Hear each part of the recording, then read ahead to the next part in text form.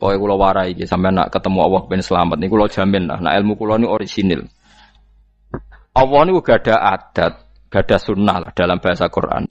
Perkara iku ana alamate. Dadi misale ana mendung, alamate napa? Udan. Terus Allah niku nggih damel sistem. Salih waladzi ja'ala syamsa diya awal qamara nura wa qaddarahu manazila li ta'lamu adadas sinina napa wal hisab. Sehingga di sistem itu kita tahu musim hujan itu misalnya musim ini.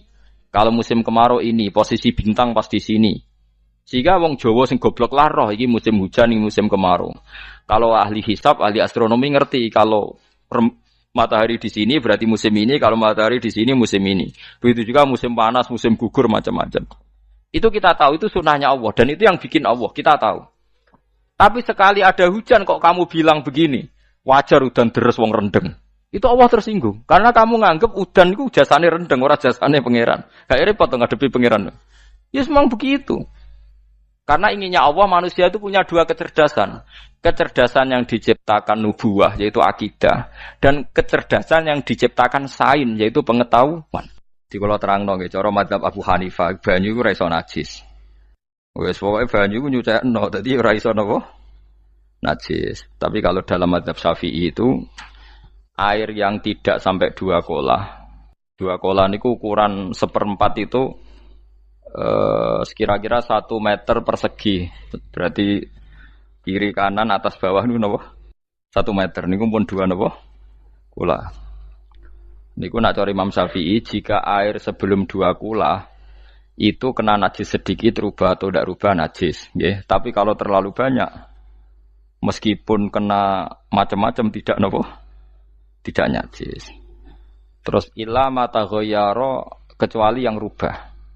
Di misalnya ada limbah, ada kubangan besar gitu yang beribu-ribu liter, tapi kok warnanya sudah warna coklat, ya kayak tinja macam-macam itu dihukumin apa? Najis. Tapi wis macam-macam malah mazhab dalam air. Tapi saya pastikan itu mazhab ulama. Saya pastikan itu mazhab ulama. Kalau teks hadisnya begini nih, monggo nak jenengan ape latihan ijtihad, kok menyesatkan ya ora apa-apa, sing penting ini latihan. Jadi di Madinah, ini hadis di Musnad Ahmad. Di Madinah itu ada sumur, bukan sungai loh. Saya ulang lagi sumur, bukan sungai. Kalau sungai itu konotasinya kan luas, panjang, mengalir. Ini sumur, bener-bener apa? Sumur. Sumur, ya gede sumur enggak sepiro. Nabi itu wudu di situ, terus diingatkan ya Rasulullah, itu sumur dulu zaman sebelum engkau datang, sebelum ada Islam di sini, dipakai pembuangan jifah. Batang anjing dan nyuwun sewu kotoran orang haid. Ya kotoran orang haid. Terus saat itu Nabi ngendikan alma tahurun la yunajjisuhu syai'un. Kata Nabi yang namanya air itu menyucikan. Tidak pernah bisa kena najisnya. Alma tahurun la yunajjisuhu syai'un. Terus Nabi wudu. Ya sudah begitu. Ya sudah begitu sama rasa bojiro-jiro no. Alhamdulillah hadisnya ngono. Ya kan ya, paham kan ya? Nah. Mana nak sampean ditangleti. Kulon sering ditanya sama orang-orang Jakarta, "Gus, saya ini punya air langganan PDAM. Itu dikelola dari sungai ini. Padahal sungai ini mulai tinja sampai sapi tank macam-macam ya ke situ semua, Gus. Terus enggak baunya karena kaporit. Itu gimana itu, Gus? Suci ndak itu? Terus saya tanya, "Lah kamu pakai ndak?" Ya sudah pakai, tapi tetap tanya hukumnya. Itu kan seperti yang di Jakarta itu kan misalnya yang diolah itu kan sungai macam-macam tuh, Gus. Lah itu yang limbah keluarga ya kalau untuk nyuci piring enggak apa-apa. Sapi tank macam-macam kan ke situ juga. Ya kan ya, cara kok ijtihad piye? Karena kalau menurut Syafi'i 2 kolah pun tidak ada pengaruhnya kalau terlalu banyak apa? Bahan yang apa? Najis, yang limbah itu yang najis. Ya jelas najis ya. Kalau teletong sapi kan ijek ono intikal madhab, rausul makul tohir. Kotoran hewan suci itu suci, masih banyak madhab yang mengatakan bahwa kotoran barang suci itu suci, masih bisa intikal. Kalau kotoran manusia itu lebih kriminal, enggak ada madhabnya itu. Jadi kotorane wedhus iku ana ulama sing darani suci, tapi nek kotorane ruhin gak ono. Nah, itu kan repot. Makanya kata sebagian ahli hadis, sebaiknya hadis itu tidak usah diijtihadi, pokoknya Nabi ngendikan begitu gitu. Ya sudah orang terus ya sudah begitu. Paham gitu terus seperti di sini misalnya yang di sini Gajah Wong itu kan atasannya sana mulai kali Code kan wong macam-macam. Mulai wong buang kotor air besar, air kecil kan lewat semua. Macam-macam. Makanya masalah air itu pokoknya sifatnya air itu ma'an tahura, sifatnya air itu mensucikan. Mensucikan itu dua dalam mazhab Syafi'i itu. Air dan tanah. Ya, air dan tanah. Terus sama Abu Hanifah ditambah satu. Ini kalau sampean coba tidak apa-apa, api. Makanya kalau ada boto, coroknya apa mus? Boto ya? Boto bangunan apa? Boto. Itu kan kebanyakan kan kadang kan tipak buahan pletong itu kan ya. Terus dipakai boto. Dicampur-campur, diulet-ulet. Terus jadi apa? Boto. Cara mazhab Syafi'i tetap najis, dipakai masjid tidak bisa karena sebagian bahannya dari apa? Najis. Cara mazhab Hanafi suci karena sudah dibakar. Karena api itu termasuk alat mensucikan. Alasannya Imam Abu Hanifah, orang yang fasik-fasik itu nanti disucikan pakai api neraka. Berarti api itu bagian dari alat mensucikan. Jadi misalnya Ruhin mau sholat dibakar, sholat suci gitu. Karena api itu mensucikan. Buktinya orang-orang yang masuk neraka nanti sebelum masuk surga kan disucikan dengan api. Mana ada di neraka disucikan pakai air? Hanya kalau ada batu bata itu yang dipakai dari najis ya, kemudian dibakar, itu berarti cara mazhab Hanafi suci. Alhamdulillah itu. Jadi kita bikin masjid nyaman karena bahannya dianggap apa? Suci. Lewat apa? Lewat apa? Api tadi dia dibakar. Tapi yang ngeri ya. Nggih. Ben sampean ngerti mazhab gitu. Terus saya memang tak niati setiap saya ngaji entah 1 2 tak sisipkan hukum fikih karena fikih ini yang kita alami keseharian. Nggih, fikih ini yang kita alami napa? Keseharian. Makanya saya minta teks hadis tadi jangan rubah. Pokoknya ada sumur loh, tidak sungai. Sumur itu kan airnya tenang, tidak ngalir. Nyatanya Rasulullah sudah dilapuri. Ini batang-batang anjing dan bekas orang-orang haid, kotoran haid itu dibuang di situ ya Rasulullah. Terus Nabi menjawab, alma la yunajjis alma utahurun la yunajjisuhu syai'un. Terus orang-orang Syafi'iyah mentahmilkan dalam bahasa ijtihad itu dianggap itu mungkin sumurnya terlalu besar dan airnya terlalu apa? Banyak sehingga kotoran-kotoran itu tidak merubah warna. Tapi kata yang lain-lain masa yang bener aja gitu, masa banyu diam dimasuki kotoran gitu tidak apa? Rubah. Nah itu ya itulah ijtihad. Ijtihad itu ya. Ijtihad itu guyonannya kan gitu. Pendapat saya benar mungkin salah, pendapat Anda salah mungkin apa? Benar. Karena ya sama-sama mirip-mirip itu untuk menganalisis itu. Yang jelas Allah mensifati air itu ma'an tahura, bahwa air itu punya sifat dasar mensucikan. Wah nek cara kula niku asal tidak terlalu ketok najis ngoten niku. Kaya PDAM ngoten niku enggak ambu taek terus gak ambu apa nek suci ngoten mawon. Dan takoki tapi kan asal usulnya di sana najis gini. Asal usul barang kok repot. Kula sering dibantai tiang-tiang sing terlalu napa was-was. Tapi jelas saya tahu sendiri. Sapi teng itu ngalir ke sungai gini-gini saya tahu sendiri. Tak jawab, saya juga tahu sendiri dari langit itu langsung air turun. Jadi artinya kalau dia melihat sisi najis ke sapi teng, melihat sisi dari gunung Merapi, dari langit kan langsung turun. Jadi kalau eling najis ya, tak eling suci ini kan saya gitu. Dia ngilingi yang sisi najisnya dari apa? Limbah apa? Keluarga. Wa anzalna minas sama ima antahura. Air itu mensucikan. Nah, terus kedua masalah fikih yang saya jelaskan di sini, tahur itu sifat mubalaghah dalam madhab selain Syafi'i. Saya ulang lagi ya. Kula warai lugat ya. Kalau orang biasa terima kasih disebut syakir, disebut apa? Syakir. Kalau terlalu banyak terima kasih disebut apa? Syakur. Kalau kadang memaafkan disebut ghafir, orang yang memaafkan. Kalau sering memaafkan disebut ghafur. Jadi dalam disiplin lughat, kalau wazan fa'ul itu berarti menunjukkan terulang-ulang. Paham nggih, Pak? Apa? Terulang-ulang. Sehingga mazhab selain Syafi'i mengatakan air satu ciduk kan ya. Dipakai wudu, setelah itu mustakmalnya dipakai lagi boleh. Mustakmalnya dipakai lagi boleh. Alasannya fa'ul itu mubalaghah gitu loh. Jadi sesuatu yang terulang. Paham ya? Saya ulang lagi ya. Tohur itu kan wazannya fa'ulan. Tohuran berarti wazannya fa'ulan. Fa'ulan itu berarti ikut wazan mubalaghah. Kalau ghafir mengampuni, kalau ghafur sering mengampuni. Syakir terima kasih. Kalau syakur sering terima kasih. Berarti kalau tohir suci, kalau tohur sering mensucikan. Nah, makanya selain Syafi'i mengatakan air asal suci mensucikan dipakai berkali-kali tetap suci mensucikan. Artinya tidak ada mustakmal, ya, tidak ada apa.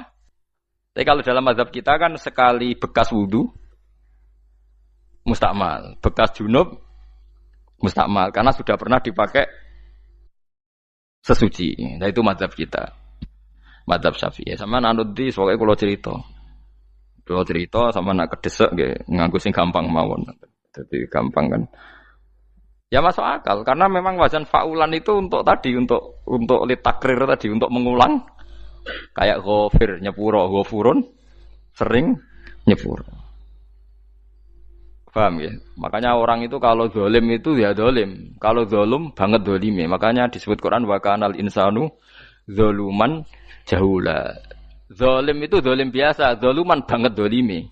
Jahil itu goblok biasa, jahulan banget gobloke. Berarti kalau tohuron banget nyuciin berarti diulang-ulang. Makanya mazhab lain mengatakan air itu tidak ada mustakmal. Dan saya kadang ya intikal mazhab begitu. Nah intikal gimana? Coba kalau di hotel itu mustakmal. Hotel itu kan kotaannya cilik toh kan. Tahu nggih hotel mari rohen. Kotaannya cilik. Terus kalau kita misalnya junub atau apa pakai ciduk itu kan tetap nyiprat temus. Nyiprat kena banyu di kotak yang cilik. Jadi kalau gak intikal mazhab pusing kan kita. Iya kan? Terus kemudian intikal lah suci guys. Takoki pangeran, kok mbok bolak-balik intikal mazhab Gusti. Jare sapa jare Gus Pak, ngono takoki. Lah kowe muni kowe kok takoki malah pusing. Kayak Mbah Khalil Bangkalan itu. Kalau nalkin mayit itu masyhur Mbah Khalil Bangkalan. Tidak nalkin mayit itu. Yo kan yo, aku sibuk urusanku akeh. Takoki malaikat ngenteni Mbah Khalil. Tinggal mire. Sing ngono tok. Nalkin meneh. Ya dia soe nak takoki malaikat marbuka manabiuka ngenteni ketuane. Maksudnya ngenteni dekne. Ya sudah ditinggalin. Ya orang ditakoki wong dekne orang kabudut. Pokoke diwarai kabeh. Nah terakhir beliau rodok modern. Ngenteni ketua rombongan pokoknya. Jadi nanti yang jawab itu ketua rombongan. Tapi aja tiru kan kamu takoki malaikat ngentosi Gus Pak. Aku teko tutuki mawon Gusti. Tuan. Yakin mugorokin ngomong ngoten kula ngomong bukan nangkir. Kamu tahu kan tugas standar Anda apa? Ya tugas standarnya bukan nangkir nutuki Gus. Biasa wae. Biasa nutuki takkan apa? Nah itu mungkin bagian guyone wali ku jek mungkin. Kadang orang itu engkar ndak bisa. Yaitu tadi piye wae resmi teknya Allah tu yaumana kullu unasim bi imamihim. Nanti manusia dipanggil itu per ketuanya. Bukan per individu kesuwen. Jadi ada teori itu yang mungkin benar. Teori itu yang mungkin benar karena kita nanti di mahsyar juga dipanggil ketuanya dulu. Jadi ya ma'asyarus Syafi'iyah, terus Imam Syafi'i disuruh maju ya ma'asyarul Malikiyah. Karena ketua ini nanti yang menciptakan mazhab. Karena ada pepatah an-nasu ala dini mulukihim. Manusia itu ngikuti tradisi ketuanya. Lagi coba orang Indonesia mbok bodoh, mbok ora, mbok pinter, mbok ora ngger Abu Bakar ya radhiyallahu anhu. Coba kalau tradisinya Syiah, mungkin Abu Bakar laknatullah alaihi kan gitu. Ya kita tidak tahu begitu. Akhirnya kita ketiban apik karena menghormati apa? Sahabat. Artinya ketua itu penting, menciptakan suasana ketua itu penting. Coba kalau tanpa ketua, mungkin kita tidak punya tradisi. Makanya yang dipanggil itu ketuanya.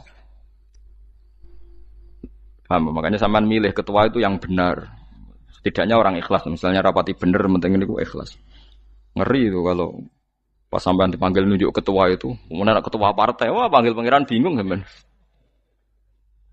Ketua sopo nyebut ketua partai. Waduh. Ketua partai dia celok pangeran Melayu. Wah, ngadepi pangeran meriang tetep. Paham ya? Jadi nanti sampean itu ditanya itu lewat nopo? Lewat nopo? Ketua. Terus ketua nanti itu ngecek ada nur yang dipakai alamat dia ngikutin tidak. Nah, yang paling ngeri ya termasuk Rasulullah. Rasulullah itu nanti pakai standar itu.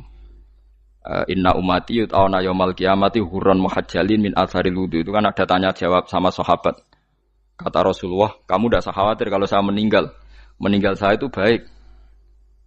Hayati khairun lakum wa mamati khairun lakum. Saya hidup di antara kalian ya baik, setelah saya meninggal juga baik. Ya Nabi ya unik. Amma hayati fali asunna lakum as-sunan. Kalau saya masih hidup, berarti saya bisa meneladani kamu melakukan beberapa sunnah, beberapa tradisi. Sunnah itu tradisi. Jadi orang kudu artinya sunnah itu wajib atau sunat. Buktinya di Quran ada sunnatallahil latif sunnatullah fil ladzina khalau min qabl. Jadi sunnahnya, tradisinya Allah menghukumi orang-orang dulu. Itu bisa orang benar, bisa orang tidak apa? Benar. Kata Nabi, kalau saya masih hidup, fali asunna lakum asunan, saya bisa mentradisikan kamu beberapa sunnah, bisa wajib, bisa sunnah. Wa amma wafati ya khairun lakum. Kalau saya sudah meninggal nanti juga bagus. Mergo aku nak SK pundhut jare Nabi, aku jejer pangeran. Dadi nak roh kowe apik, saya muji Allah, nak roh kowe elek, langsung saya minta ampunan kepada Allah.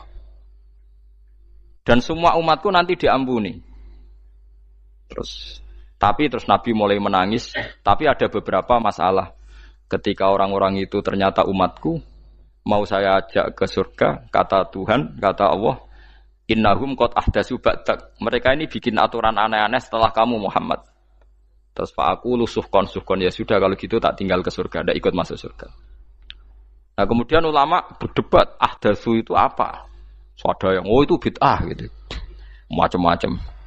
Kalau ulama Sunni ahdatsu itu ya bid'ah ibadah mahdhah. Jadi misalnya orang melakukan sholat zuhur kok 6 rakaat itu kan wong nganggur papat es kesel kok malah muni 6 itu loh.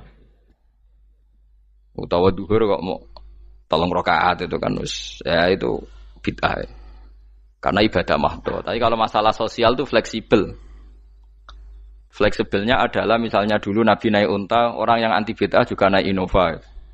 Padahal dulu naik unta. Orang-orang yang poligami itu ya tidak nunggu istri pertama mati. Padahal dulu Nabi poligami setelah Sayyidah Khadijah meninggal. Ya mereka baik-baik saja. Alasannya poligami sunnah Rasul. Padahal nak detailnya sunnah Rasul poligami setelah istri pertama meninggal. Jadi kayak Ruhin itu belum boleh. Istrinya kan masih hidup 2 dia. Tapi sudah. Nah, bukan artinya kalau sampean memaksakan gitu. Sampean kalau enggak percaya saya bacakan ayat. Wal khailah wal bihola wal hamira litarkabuha wazina. Kamu bisa naik kuda, naik onta, naik himar. Setelah kamu naik dan kamu tenang di atas punggungnya, litas tahu ala zuhuri, summa tazkuru ni'mata rabbikum idza stawaitum alaihi wa taqulu subhanalladzi sakhkhara lana hadza ma kunna lahu mukrin. Artinya ketika kita naik onta zaman dulu dan tagnya memang onta, itu terus kamu baca subhanalladzi sakhkhara lana hadza. Apakah sekarang kesunatan baca itu kalau yang ditumpai onta, sehingga kalau yang naik Innova tidak usah baca itu gitu. Wah, aku numpakku ora onta kok, dadi ora usah maca subhanalladzi wa sakhkhara lana. Dhisik Nabi maca iku mergo numpake onta. Ya ngajak goblok bareng to, mosok umat sepuk kanthi begitu itu. Makanya sensitif, bakas bid'ah ndak itu sensitif, tidak usah dibahas, biasa saja. Nek senara cocok ya diem aja. Sudah, senara cocok kalau sampai ngelakoni tapi tidak usah komentar karena jelimet. Saya pernah ditelepon orang, dimaki-maki. Orang Sidoarjo. Padahal wong Jawa Timur, ya aneh. Kan ada orang matur Rasulullah namanya Abdullah bin Amr. Ya Rasulullah, saya ini kuat Kuat puasa terus. Kata Nabi jangan. Puasa 1 bulan 3 hari saja itu sama dengan 1 bulan penuh. Karena 1 puasa sama dengan 10. Masih balelo terus termasuk menyangkut Quran. Ya Rasulullah saya ini tiap hari khatam Quran. Jangan 1 bulan sekali saja baru khatam. Enggak ya Rasulullah saya ini ingin sering khataman. Ya sudah kalau gitu seminggu sekali. Sab'al layal. Saya lebih kuat ya Rasulullah. 3 hari. 3 hari saja khatam sekali. Iqra'hu fi salasin kata Nabi. Ya Rasulullah saya lebih kuat ketimbang itu. Tidak ada yang lebih baik ketimbang itu kata Nabi. Kemudian orang itu anti semaan. Karena semaan itu kan 1 hari khatam. Paham ya? Maksudnya hadis tadi yang di Bukhari dipakai dalil anti apa? Semaan. Karena semaan itu 1 hari apa? Khatam. Lewat telepon pertama lewat santri saya, terus lama-lama lewat telepon. Saya tanya, kamu bacanya hadis kira-kira sama saya banyak mana? Kayaknya banyak jenengan. Terus saya tanya, betul Nabi menyuruh khatam tiap 3 hari? Ya. Betul Nabi nyuruh khatam tiap 1 bulan? Ya. Ya sudah lakukan saja. Anda sering enggak khataman tiap 3 hari? Tidak pernah, setahun aja tidak mesti. Lah iya kalau Nabi melarang baca Quran tiap hari kamu setuju, tapi Nabi nyuruh tiap hari khatam kamu tidak setuju. Enggak apa-apa, kamu anti semaan enggak apa-apa, tapi lakukan perintah Nabi tiap 3 hari khatam. Menang deh. Lah itu maksud saya.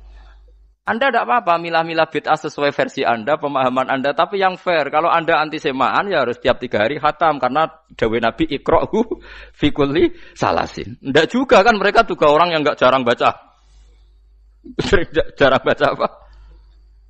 Lah itu enggak fairnya di situ. Makanya nggih biasa mawon. Cuman semaan hafal Quran wis semaan. Nah hafal Quran ya wiridan, malah lucu to hafal Quran kok semaan. Ya yes, ngono ae hafal ya nyemak kan, kok kesel dimulai. Dibang nyemak sampai gremeng. Bariku mangan entek akeh kan malah lucu. Wong nyemak yo do kurang ajar. Jajal kok nyemak ki delok ngarep mbek guri tok, gres kebar ya wis. Aku seru kelakuane wong nyemak.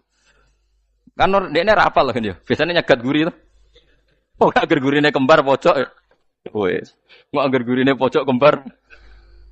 Ya sing semaan akhire pinter sing maca kembar gurine. Paham gitu terus pau gitu tohuron gitu tak latih memahami Quran secara luwet. Quran bagaimanapun bilisanin arabiyyin mubin. Ada ulama yang berpendapat tohir itu dimubalaghahkan tohur seperti ghafur, syakir, syakur. Sebab itu menurut mazhab ini tidak ada air apa musta'mal. Tapi kita biasa mazhab Syafi'iyah apa? Ada apa? Ada musta'mal. Itu masalah-masalah ijtihadiyah, masalah-masalah ijtihadiyah. Kalau masalah ijtihadiyah tadi pendapat saya benar mungkin salah, pendapat Anda salah tapi ya mungkin benar itu. Wa anzalna minas sama ma'an tahura, mutahhiron tegese banyu iku sing nyucekno. Linuhya supaya maringi urip ingsun. Bihi sebab anane banyu baldatan ing daerah maitan kang mati. Jadi istilah resmine pangeran yo, aku nak nguripno bumi iku yo nganggo lantaran banyu. Dadi aja mbok soal pangeran kok butuh lantaran. Waduh repot. Mung Qur'ane pangeran dhewe istilahno aku nak nguripno bumi lewat lantaran banyu. Ya rasa mbok jurok-jurokno. Pangeran kok butuh lantaran. Lah lantaran lah ya iso, tapi nek Allah nganggo lantaran ya oleh ya aja terus Allah kok nganggo wasilah. Wah ya malah kacau. Ora usah ngono-ngono, ora usah mikir. Pokoke Qur'an diwaca ora usah dipikir, pun iman nonton mawon kok repot. Iman kok napa? Kok repot. Linuh ya supaya ngurip-ngurip sapa ingsun bi sebab banyu. Baldatan ing negara atau daerah maitan kang mati. Jadi sampean jangan mengatakan kalau Allah untuk menghidupkan bumi butuh air ya keliru. Allah itu tidak butuh apa-apa, nggih. Allah itu tidak butuh apa-apa. Tapi kalau Allah punya sunnah, punya adat menghidupkan bumi itu pakai air, ya Allah jangan kamu atur, wong kowe ra pangeran kok ngatur. Itu kan ada cerita di kitab-kitab itu termasuk di Ihya itu. Nabi Musa itu sok dekat Allah. Jadi enggak mau mimik obat. Membuktikan bahwa Allah itu tidak butuh wasilah. Aqaqir itu maknanya obat-obatan yang dari herbal itu bahasa Arabnya apa? Al-aqaqir.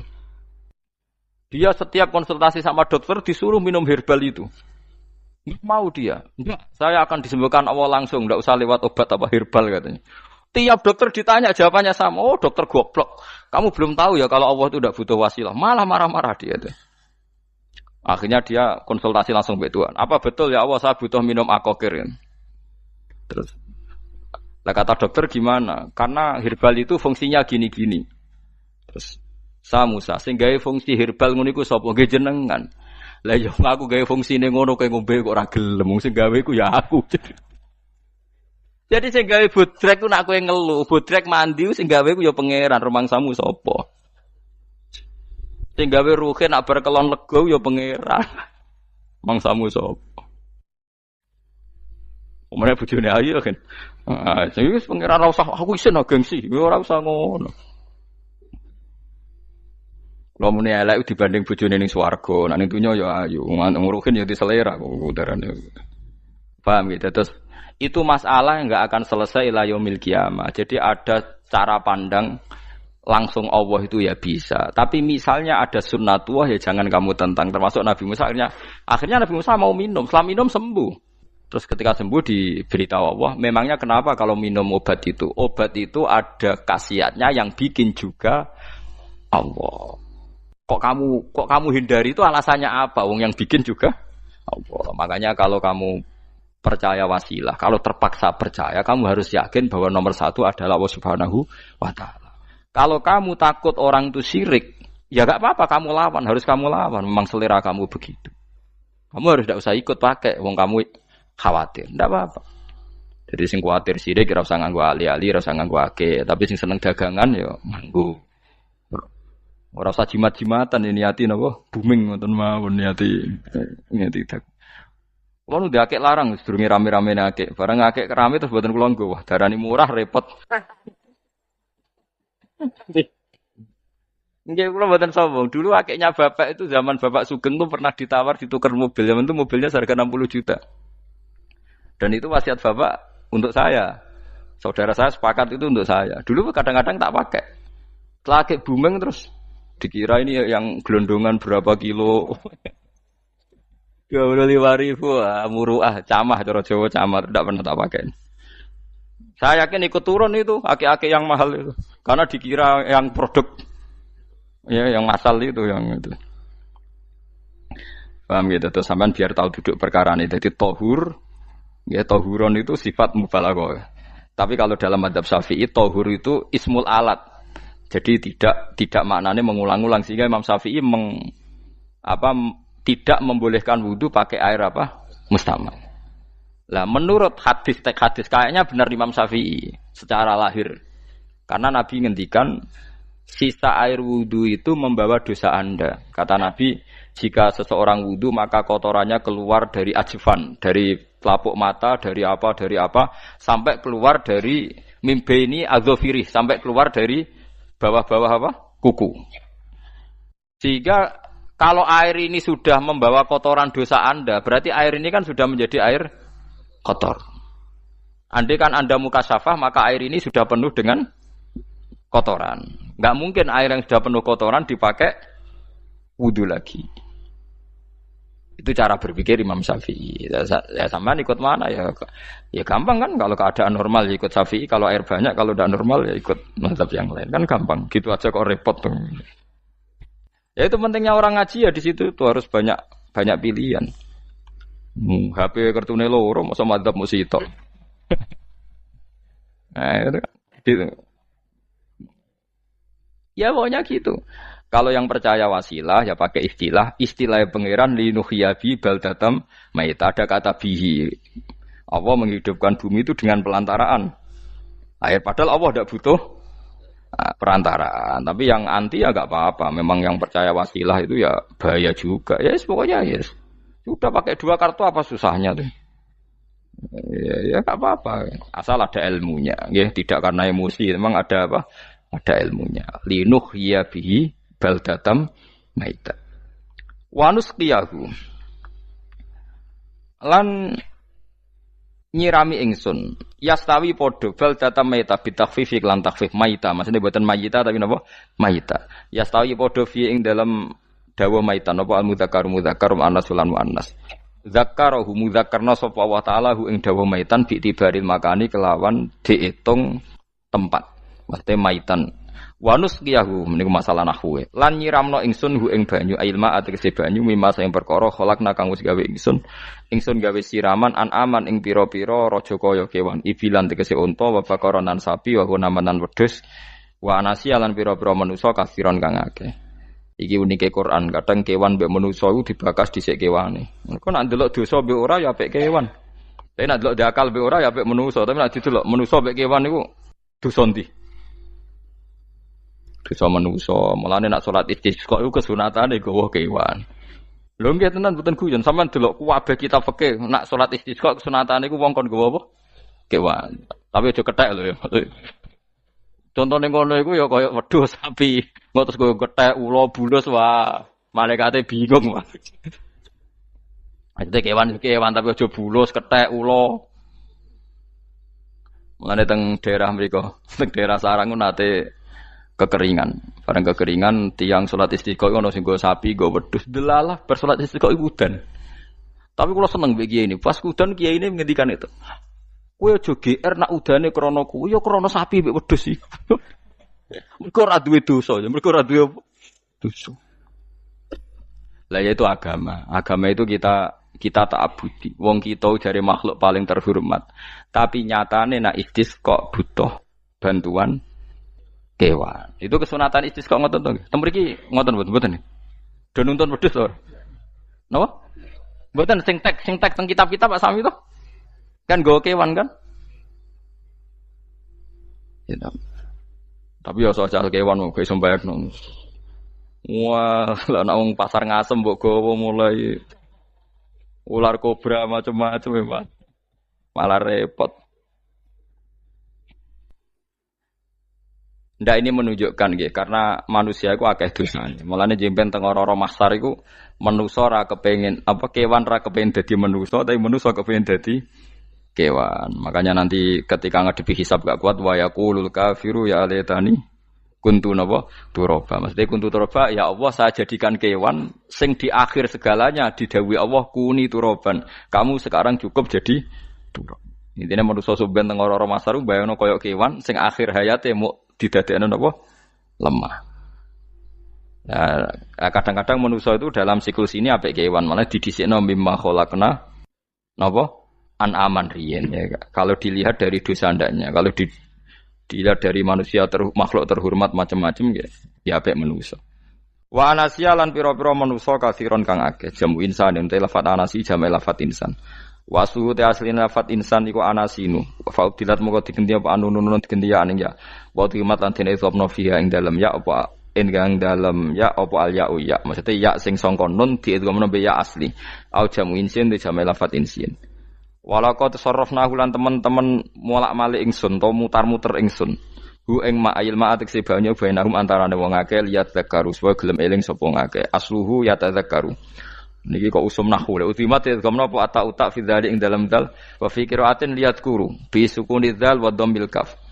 Liat kuru nikmat Allah ing nikmate Allah taala bihi klan ma fa aba mongko moh sapa aksarun nasi sapa akeh manusa moh ila kufuron kecuali mungkiri ning nikmat juhudan tegese mungkiri ning nikmat ngingkari len nikmati maring nikmat khaisu qalu sekirane ngucap sapa ngakeh mutirna bina ikada mutirna den kei udan kita bina ikada sebab posisi perbintangan iki supaya kula warai iki sampeyan nak ketemu Allah ben selamat niku kula jamin lah nak ilmu kula ni orisinil Allah niku gada adat gada sunnah lah dalam bahasa Quran ini. Perkara iku ana alamate. Dadi misale ana mendung alamate napa udan. Terus Allah niku nggih damel sistem. Misale huwallazi ja'ala syamsa diya awal qamara nura wa qaddarahu manazila li ta'lamu adadas sinina napa wal hisab. Sehingga di sistem itu kita tahu musim hujan itu misalnya musim ini. Kalau musim kemarau ini posisi bintang pas di sini. Sehingga wong Jawa sing goblok lah roh iki musim hujan iki musim kemarau. Kalau ahli hisab, ahli astronomi ngerti kalau matahari di sini berarti musim ini, kalau matahari di sini musim ini. Begitu juga musim panas, musim gugur macam-macam. Itu kita tahu, itu sunahnya Allah dan itu yang bikin Allah, kita tahu. Tapi sekali ada hujan kok kamu bilang begini, wajar udan deres wong rendeng. Itu Allah tersinggung karena kamu nganggep udan itu jasane rendeng, ora jasane pangeran. Gak repot ngadepi pangeran. Ya memang begitu. Karena inginnya Allah manusia itu punya dua kecerdasan. Kecerdasan yang diciptakan nubuwah yaitu akidah dan kecerdasan yang diciptakan sains yaitu pengetahuan. Itu inginnya Allah. Jika menyangkut hisab dan ru'yah yang diperdebatkan oleh Muhammadiyah itu sebetulnya juga masalah sepele. Masalah sepele itu begini. Siapa sih yang mungkiri hisab? Wong hisab itu ya nasib pangeran li ta'lamu adada sinina wal hisab. Siapa sih yang mungkiri ru'yah? Wong ru'yah itu hadisnya sahih. Yasumu li ru'yati wa aftiru li ru'yati. Fa in humma 'alaikum fa akmilu iddata sa'ban salasina yauman.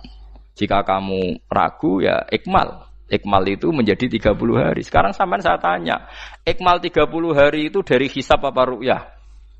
Hisab kan namanya ikmal itu pakai saiki wis 29, nak kepen ikmal 30. Lho ikmal itu ru'yah ta hisab? Hisab. Jadi apa susahnya sih pakai dua ilmu itu? Tapi sekarang jadi politik identitas. Pokoknya kalau ru'yah itu NU, kalau hisab itu Muhammadiyah. Terus dijak goblok bareng kan kita. Mulane susah jadi ulama itu. Mergo dijak goblok nih. Ya sama seperti kunut ndak kunut. Saya Muhammadiyah itu lahir tahun 1912, NU 1926. Orang tahu semua sebelum itu zaman Madzhabul Arba'ah Abu Hanifah itu ndak kunut. Imam Syafi'i kunut. Terus kamu bilang Syafi'i NU Abu Hanifah Muhammadiyah. Memangnya Imam Syafi'i tahu Ra'is Am? Jadi kita yang ulama itu biasa saja karena melihat Imam Syafi'i itu kunut, Abu Hanifah tidak kunut. Tahu-tahu sekarang jadi politik identitas kalau kunut itu NU tidak kunut Muhammadiyah. Memangnya Imam Syafi'i tahu dadi Ra'is Am ning PBNU sing liwat ahwa kan mboten ate. Jadi kalau ulama itu lebih sederhana cara berpikir. Ya sudah, hisab itu ya ilmunya Allah, ruya ya ilmunya Allah. Jadi misalnya dagang dihitung, kalau dihitung itu rasional berarti sain. Kalau tidak dihitung kok berarti jenenge kejutan ya enggak kita pernah ngalami semua. Kita pernah ngalami dua-duanya kan? Dihitung ya pernah laba, kejutan ya pernah. Musim sulit dagang rugi ya biasa, kecengklok rugi kebodhon biasa sama pernah anggap aja kalau rutin namanya sain sesuai hitungan pengetahuan. Kalau model ngono kejutannya selesai kan? Kok dibenturkan? Kejutan sama rutin itu absolut mana? Akurat mana? Ya ngajak goblok bareng. Paham ki biasa mawon wong sing seneng ilmu tuh ben biasa roh iku roh dojo ben. Ya ben biasa. Nah sekarang itu usum anti ilmu itu usum yang usum sekarang itu politik nopo identitas. Kalau batik wong Yogyakarta, wah batik nasional berarti wong batik wong Indonesia, anak batik ra wong Indonesia. Jadi batik nopo pakaian apa? Nasional. Ya wong golek hadis nganti ngelu kesunatan ibadah nggo klambi putih. Ora ana kesunatan ibadah nggo klambi napa? Batik. Tapi nak kowe wong alim ben diarani klambi putih gak wajib, kudu kadang-kadang nganggo batik, nggo nunjukno nak nganggo putih iku. Saya tuh seingat saya belum pernah ngaji gak pakai baju putih. Karena pikiranku sering ditanya, "Gus kowe wong alim ora tau joban." Nak joban koyo wong Arab. Nak batik kesane kok ora sunah Rasul seneng putih, setengah-tengah nganggo hem putih wis sunah Rasul tapi tetep Indonesia. Wis tak pikir wonten. Lah rugen ra mikir nganggo batik. Tapi itu tadi saya masih husnudzon. Jika jadi tren nganggo klambi hem putih dianggap wajib, harus ada yang pakai batik untuk menunjukkan kalau ndak wajib. Lah mungkin dia termasuk begitu melok. Makome dekne iku wis nglurusno. Enggak tahu saya kalau itu berarti sudah tinggi, kelasnya sudah tinggi. Jadi menurut saya tengah-tengah ya pakai hem putih kalau sholat. Tengah-tengahnya adalah nak jubah terlalu Arab. Nak batik be Nabi ngendikan kesunatane ibadah itu pakai putih. Nganggo mori kok wong mati ya sudah hem, sudah tengah-tengah. Menurut saya, sama ndak harus ikut saya. Tapi jika itu dianggap wajib, kadang-kadang jangan pakai putih. Seperti Jabir bin Abdullah itu terang-terangan sama tak ceritani. Dulu ketika Jabir bin Abdullah sahabat yang terkenal itu Jabir itu termasuk minas sabiqin al-awwalin itu. Jabir itu sholat di masjid itu bajunya dicopot. Terus sarongan itu dicancang di gulu. Kayak wong kuno-kuno. Sarongan sitok dicancang di gulu. Bawa baju diletakkan di soko masjid. Setelah itu orang tabiin melihat dia secara sinis. Tabiin itu generasi setelah sahabat. Marah-marah ketika dimaki, masa engkau sahabatnya Nabi sholat bisa bin wahid, pakai baju satu dicancang bisa. Jabir mulai cerita. Kamu jangan bilang pakai serban itu sunat, kamu jangan bilang pakai jubah sunat. Bagaimanapun menjadi sunat karena kamu punya. Sehingga kamu bilang sunat karena kamu punya. Dulu kita zaman Rasulullah masih hidup, kita semua itu tidak punya baju, punyanya satu. Hingga Nabi tidak berani mensunatkan pakai baju dua, kesunatan serban, karena kita hanya punya pakai baju satu. Kita harus mikir bagaimanapun di antara kesunatan itu karena kita mampu. Setelah tidak mampu, tidak ada sunat. Terus Jabir mulai marah-marah, termasuk yang diceritakan. Kalau kamu bungkus orang mati gimana? Ya tak bungkus utuh sampai sikil bedasi raketok. Ya kan ya, nah ini yang mati dibungkus sempurna tuh. Nanti kok pepes itu ya dibungkus. Terus bariku lagi dibuka raine ya mus. Sing mudin-mudin rai ya.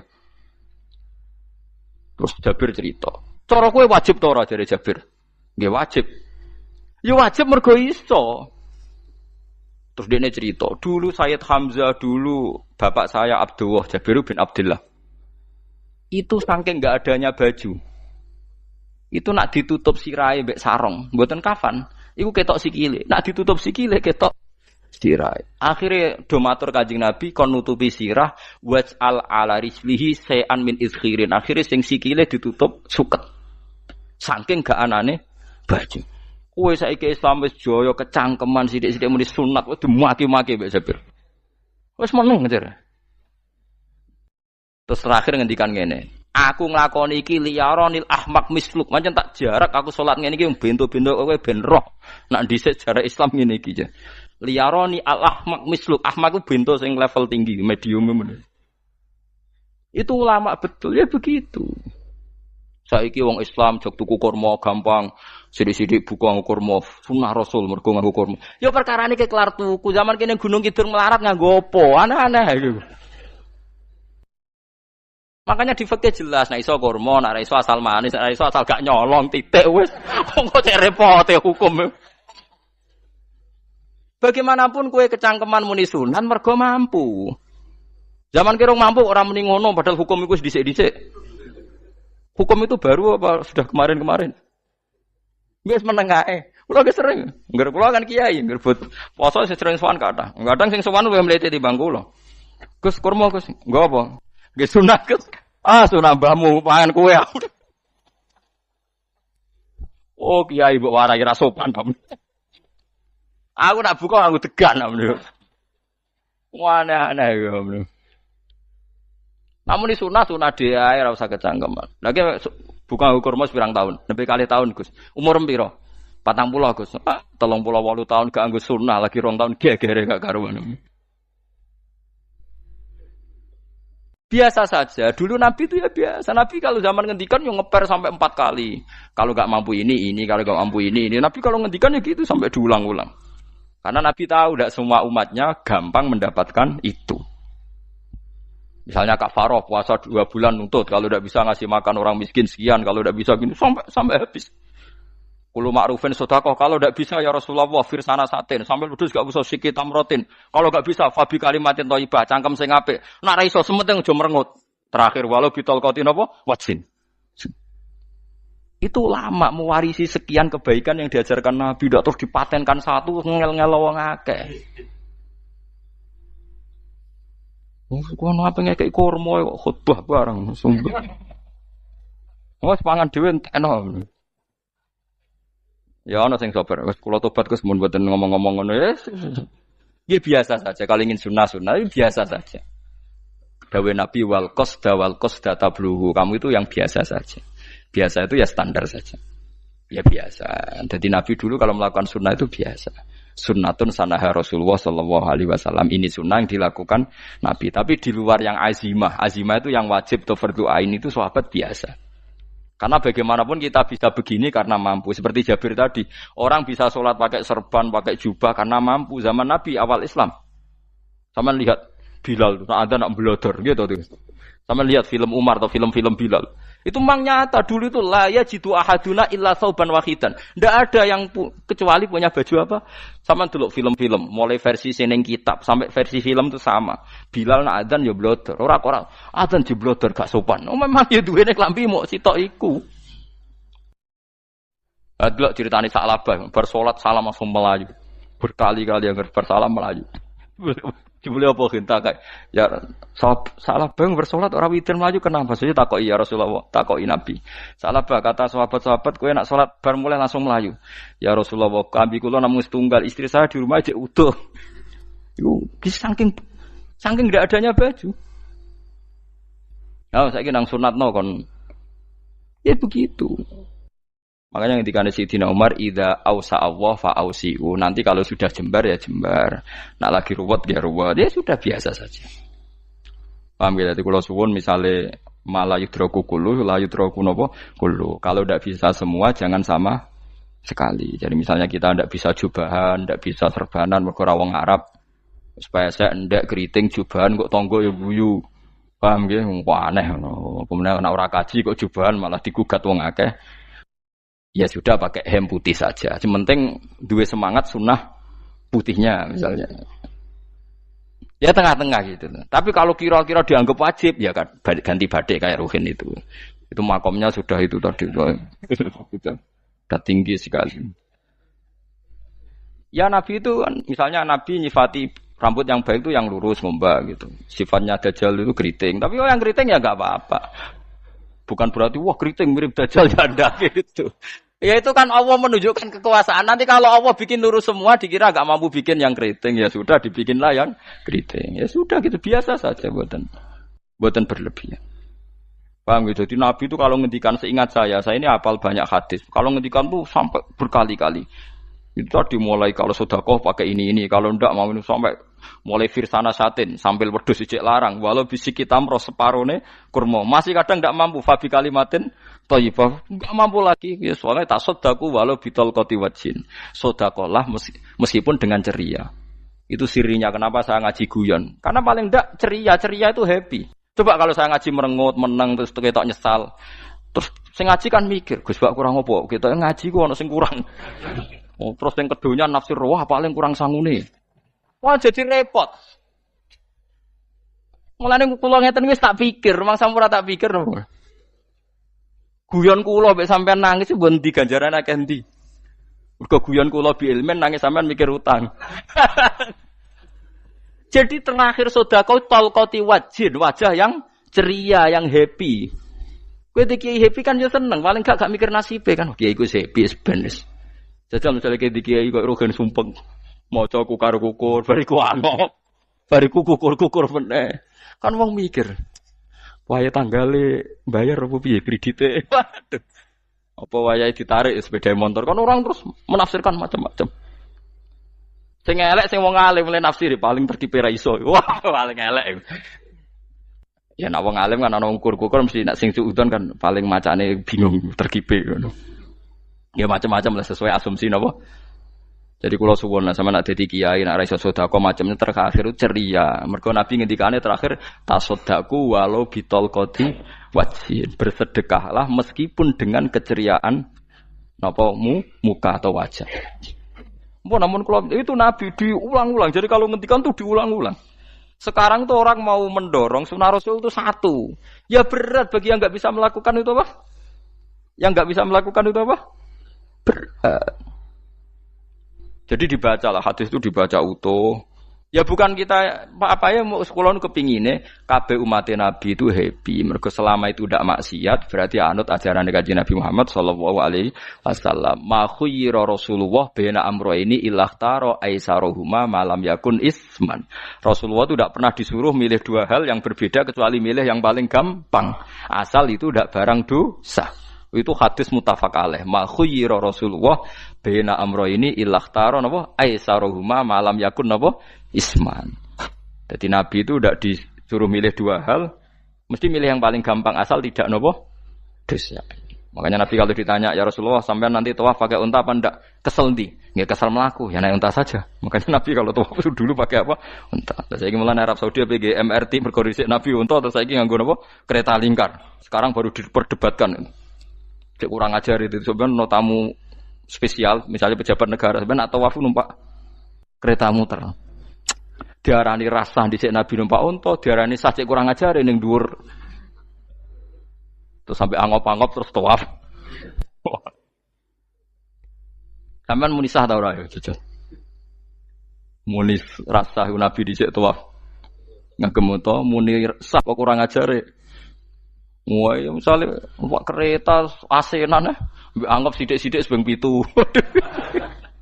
Kurang ajar juga. Saat ini lebih diperdebatkan, tapi ya mbok sing bakas ngono ben ngerti hukum sampean ben ora anak kiai ku bingung ulama yo mikir hukum iku ketok ceria kula sampean ora bingung ora ceria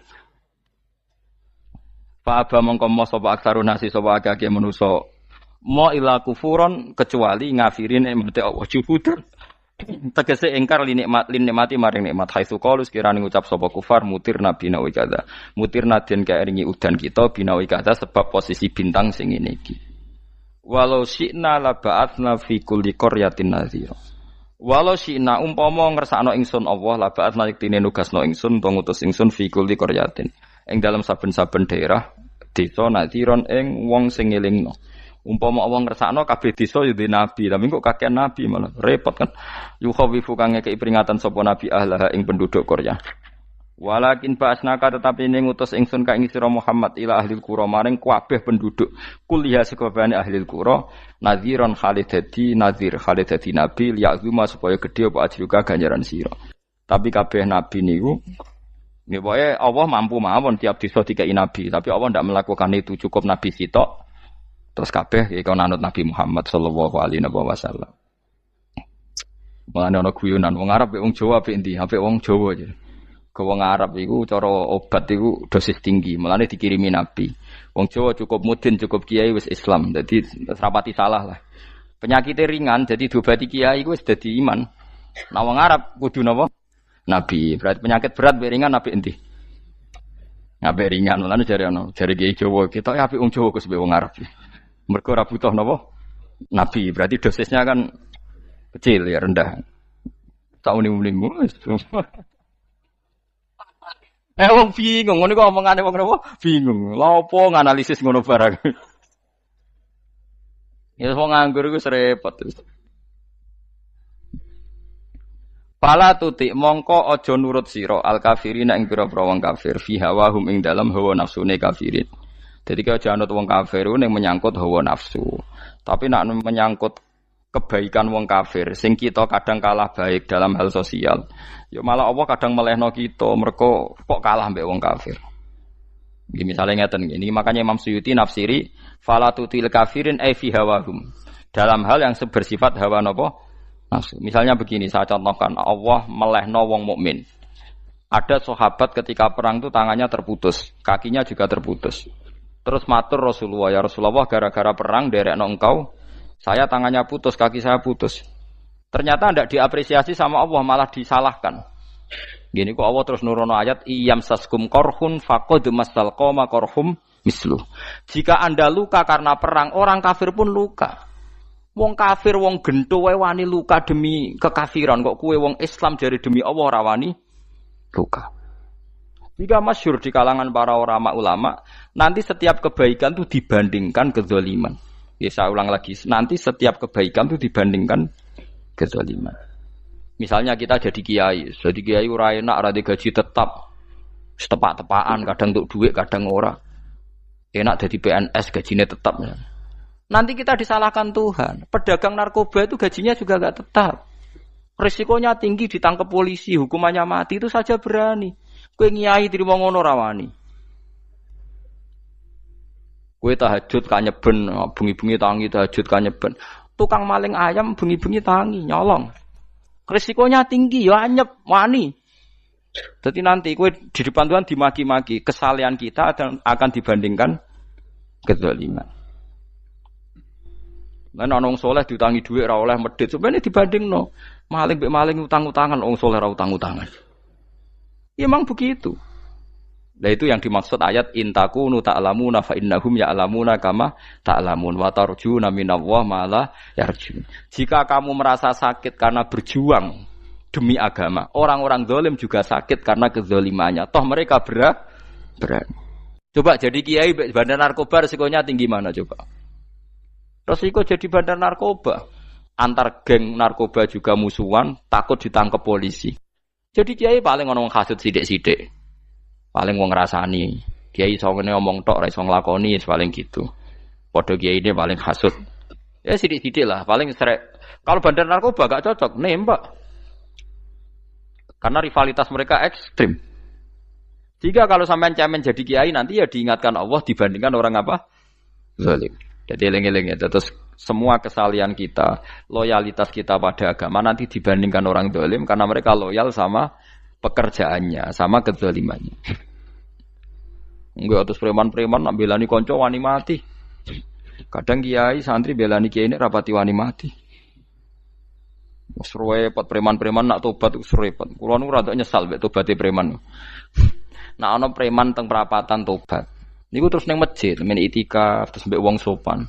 Niku ora pas sajane. Nak tobat itu tetep ning perapatan, sing dhisik ganggu wong disingkirno. Jadi ku tobat tenan sehingga dhisik perapatan sing gawat dadi gak gawat. Mergo sing preman gawat diganti preman sing lunak. Ora terus ning masjid ya sing iki tetep diganti generasine ngono. Mestine maksudnya mesti ora kok terus elek mboten mestine tobaté ngoten niku. Sayyidina Umar itu dulu itu menakut-nakuti orang Islam. Angger ana ndekne wong Islam wedi kabeh. Terus Abu Bakar ya wedi kabeh wedi. Suatu saat Rasulullah mlaku-mlaku ngerti Umar gulut ning ukat, menangan. Kata Rasulullah andekan yang Islam itu hebat Islam. Hanya Rasulullah berdoa wa ma'izal Islam fi Umar. Akhirnya Umar masuk Islam. Hari Kamis masuk Islamnya. Wis kira tau mikir to sadinane kula roh sadinane dongane Kamis masuk Islam Jumat. Ning omahe adike ning gone IP-ne. Mergo diwacana Quran surat Toha. Barang Islam metuki Nabi, mohon walhasil bar Islam teng Zaid bin Arqam ning mbene Nabi terus langsung marani omahe Abu Jahal ora terus ning masjid menenge mboten langsung marani Abu Jahal. Angger ki ganggu Nabi tak pateni. Bariku marani Abu Jahal, aku saiki wis Islam iki ganggu Nabi tak pateni. Gentenan wong kafir sing delik. Paham nggih? Dadi enak maksudnya. Lah misalnya terus Umar dadi sopan santun terus ketemu wong dilo, ketemu Abu Lahab monggo derek akhir. Wah. Artinya gak ada perubahan kan. Lan Ruhin mantan preman mboten kok tobaté ning kene ora roh. Mboten harus kiai dene. Mestine ngoten. Makanya Wahsy itu yang bunuh Sayyid siapa? Hamzah. Karena dia disuruh Hindun itu istrinya Abi Sufyan itu. Itu setelah membunuh Sayyid Hamzah dan dia Islam. Dan Nabi tidak siap melihat wajah Wahsy. Sumpahnya Wahsy apa? Saya bersumpah akan membunuh orang paling dibenci Rasulullah. Sebagaimana saya pernah membunuh orang paling dicintai Rasulullah. Terus tobatnya dia mateni Musailamah al-Kadzab. Wong sing ngaku Nabi ngarang Quran. Itu tuh sing mateni sinten? Wahsy. Dari Wahsy sebagaimana aku pernah membunuh orang paling dicintai Rasulullah. Tobat saya membunuh orang paling dibenci Rasulullah. Ya misalnya terus Wahsy tobat, sampean nyapu masjid, terus gak duwe selera tarung. Zaman kafir tarungnya tenanan, bareng Islam menyapu masjid. Bariku ngiseni jedinge terus bareng dijak perang wedi wae repot. Ya niku ide kula tapi ora kudu mlaku. Nek mau cerita ilmu sampeyan ora kudu nglakoni. Ya tugale wong preman brah-brah. Blojo narkoba entek akeh dilakoni, nggo judi diakoni. Sewengi orang preman itu kalau judi 2 juta 3 juta loh. Bareng tobat ngeboni masjid 10.000. Padahal dunyane jek akeh. Mestine tobat yo. Saya zaman judi semalam 3 juta. Sekarang kalau pengajian atau ke masjid semalam 3 juta 100 lah minimal diluwei.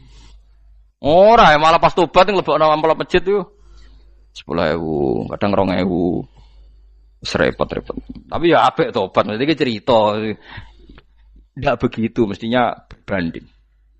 Paham nek sampean takok tobat itu cara ulama ki ngoten niku berbanding. Mulane riyen Khalid bin Walid itu jadi panglima perang Islam itu. Saya masih ingat makalahnya Khalid bin Walid, fakama anni aktsartul qatla fi kufri aktsartul qatla fi Islam. Dulu ketika saya kafir adalah sangat banyak membunuh orang Islam. Perang Uhud kalah itu karena panglima orang kafir adalah Khalid. Dia cakap sekali dalam mengatur strategi perang. So Khalid itu utek elek kan, pikirannya ala sahabat yang menuso ruhin es kayak wong wedok ambek apa jenenge ghanimah mesti medun. Nah, sahabat ora kabeh kaya aku kan ono kaya kue barang macam-macam. Gunung Uhud itu dhuwure mok sak musolane iki jamira Gunung Uhud kaya Merapi niku mboten. Nah kaya Merapi amanah ning dhuwur tetep ra kenek, meleyang to. Jadi Gunung Uhud itu dhuwure mok sak musolane mbok dhuwur pundi. Wong kula nate mriko bolak-balik kan gak bisa nek urung tahu. Kula kaya wong India dadi melok itikaf teng gunung lho. Uhud. Mbok piye dalile mbok ya ora roh. Lah itu Khalid bin Walid pinter, dia ketika kalah itu muter ke belakang terus ghanimah itu dilepas. Ya dulu itu dalam perang dulu tuh ghanimah itu kan perempuan sama apa? Ya sama barang-barang itu. Ketika dilepas itu dianggap sudah mengaku kalah. Ada sahabat yang ruhin itu udah akabir sahabat, ada sahabat papan atas, sahabat yang seperti itulah. Sahabat kebanyakan turun ternyata Khalid itu muter terus naik dari belakang. Pas sahabat turun, dia naik dari apa? Yo penak karek mana iko dhuwur, itu akhirnya kalah. Itu ya gara-gara strategi ini Khalid bin Walid. Nah, terus dia bersumpah, saya bersumpah semua kecerdasan saya, semua kecanggihan saya akan saya gunakan untuk membela Islam. Niku kelimake itu di perang Tabuk, di perang Yarmuk, di perang Tabuk. Itu di panglimani siapa saja yang ditunjuk Nabi itu kalah. Termasuk Ja'far bin Abi Thalib itu padahal panglima yang ditunjuk Nabi. Usamah ya kalah. Abdullah ya kalah. Semua yang ditunjuk Nabi itu mati semua. Akhirnya panglima diambil siapa? Khalid. Taruh saja gini strateginya. Anggap saja Arab itu padang pasir. Tidak sampean biar tahu bahwa orang soleh yang cerdas itu banyak. Jangan kira soleh itu tidak butuh kecerdasan, butuh. Arab itu kan padang pasir. Mau jelas gini gambarannya apa? Padang pasir. Itu kalau perang itu kan taruh saja orang Islam itu 3.000 musuhnya 10.000. Memang kejadiannya gitu 3.000 musuh 10.000. Itu kan berbanding berapa itu? 30 ya? 1 banding 3 ya? Nah itu dulu pasukan-pasukan Islam dulu itu sama-sama seperti soft sholat. Jadi memanjang. Ya akhirnya perang itu kelihatan sekali mana yang sedikit, mana yang banyak. Habis Khalid strateginya dirubah. 100 orang di depan, anggap saja gitu. Pokoknya tak kayak gambaran coro Jawa paling gampang. Lagi mau kitabnya malah bingung loh. 100 pasukan kuda yang di depan itu disuruh negarkan kuda. Disebut fal mughirati subha itu. Yang itu wal adiyati napa? Dobha fal mughirati subha itu. Jadi pokoknya anggap seperti itu. Fal muriyati apa? Qadha itu. Kuda yang 100 di depan disuruh menegarkan. Pokoknya kon gerak sehingga debu itu banyak bertebangan. Terus pasukan yang 3.000 itu disuruh memanjang sepanjang-panjangnya. Karena di depan ini ada tegaran kuda tadi, orang kafir yang di sana itu melihatnya ada bantuan datang baru. Wih, pasukan Islam teko wakeh, panjang lagi. Dikira jumlahnya itu sampai 50.000 lebih. Paham sih kalau maksudnya? Jika wong kafir melaju perkara ini tidak mungkin kita tandingi, orang Islam dapat bantuan baru padahal ya wonge podo. Mau dari setok dirubah. Nah misalnya sing mimpin Mustafa sembah jare mati ya syahid, mati kabeh wong Islam.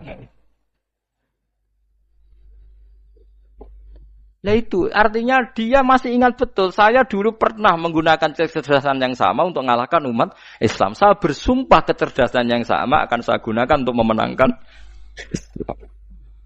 Coba bayang nonton ning padang pasir 3.000 orang yang 100 di depan negarno kuda supaya pandangan tidak begitu jelas. Terus yang belakangnya memanjang dari jauh kan kelihatan pasukan dapat bantuan baru. Padahal ya orangnya sama. Akhirnya orang kafir merasa wah nggak imbang. Kita ada imbang karena orang Islam dapat bantuan. Terus menang perang itu. Lah itu tobat bener gitu loh. Orang kok pas kafir cerdas, bareng Islam tobat nyapu masjid. Kayak sebariku ngaji ngantuk. Padahal zaman kafir cerdas, memperdayakan ekonomi nganti sugih bergeder. Bareng Islam terus dunia nentek melarat terus nyapu masjid, bariku sholat qobliyah ba'diyah mulai mau poso sunat. Ya ndak apa-apa itu tapi sugih tetap kok zaman kafir sugih. Zaman Islam kere, mestinya zaman Islam ya sugih terus kecerdasan dan hartanya untuk liizatil Islam wal muslimin. Mestinya tapi ya enggak apa-apa kalau ada tobat model gitu ya enggak apa-apa.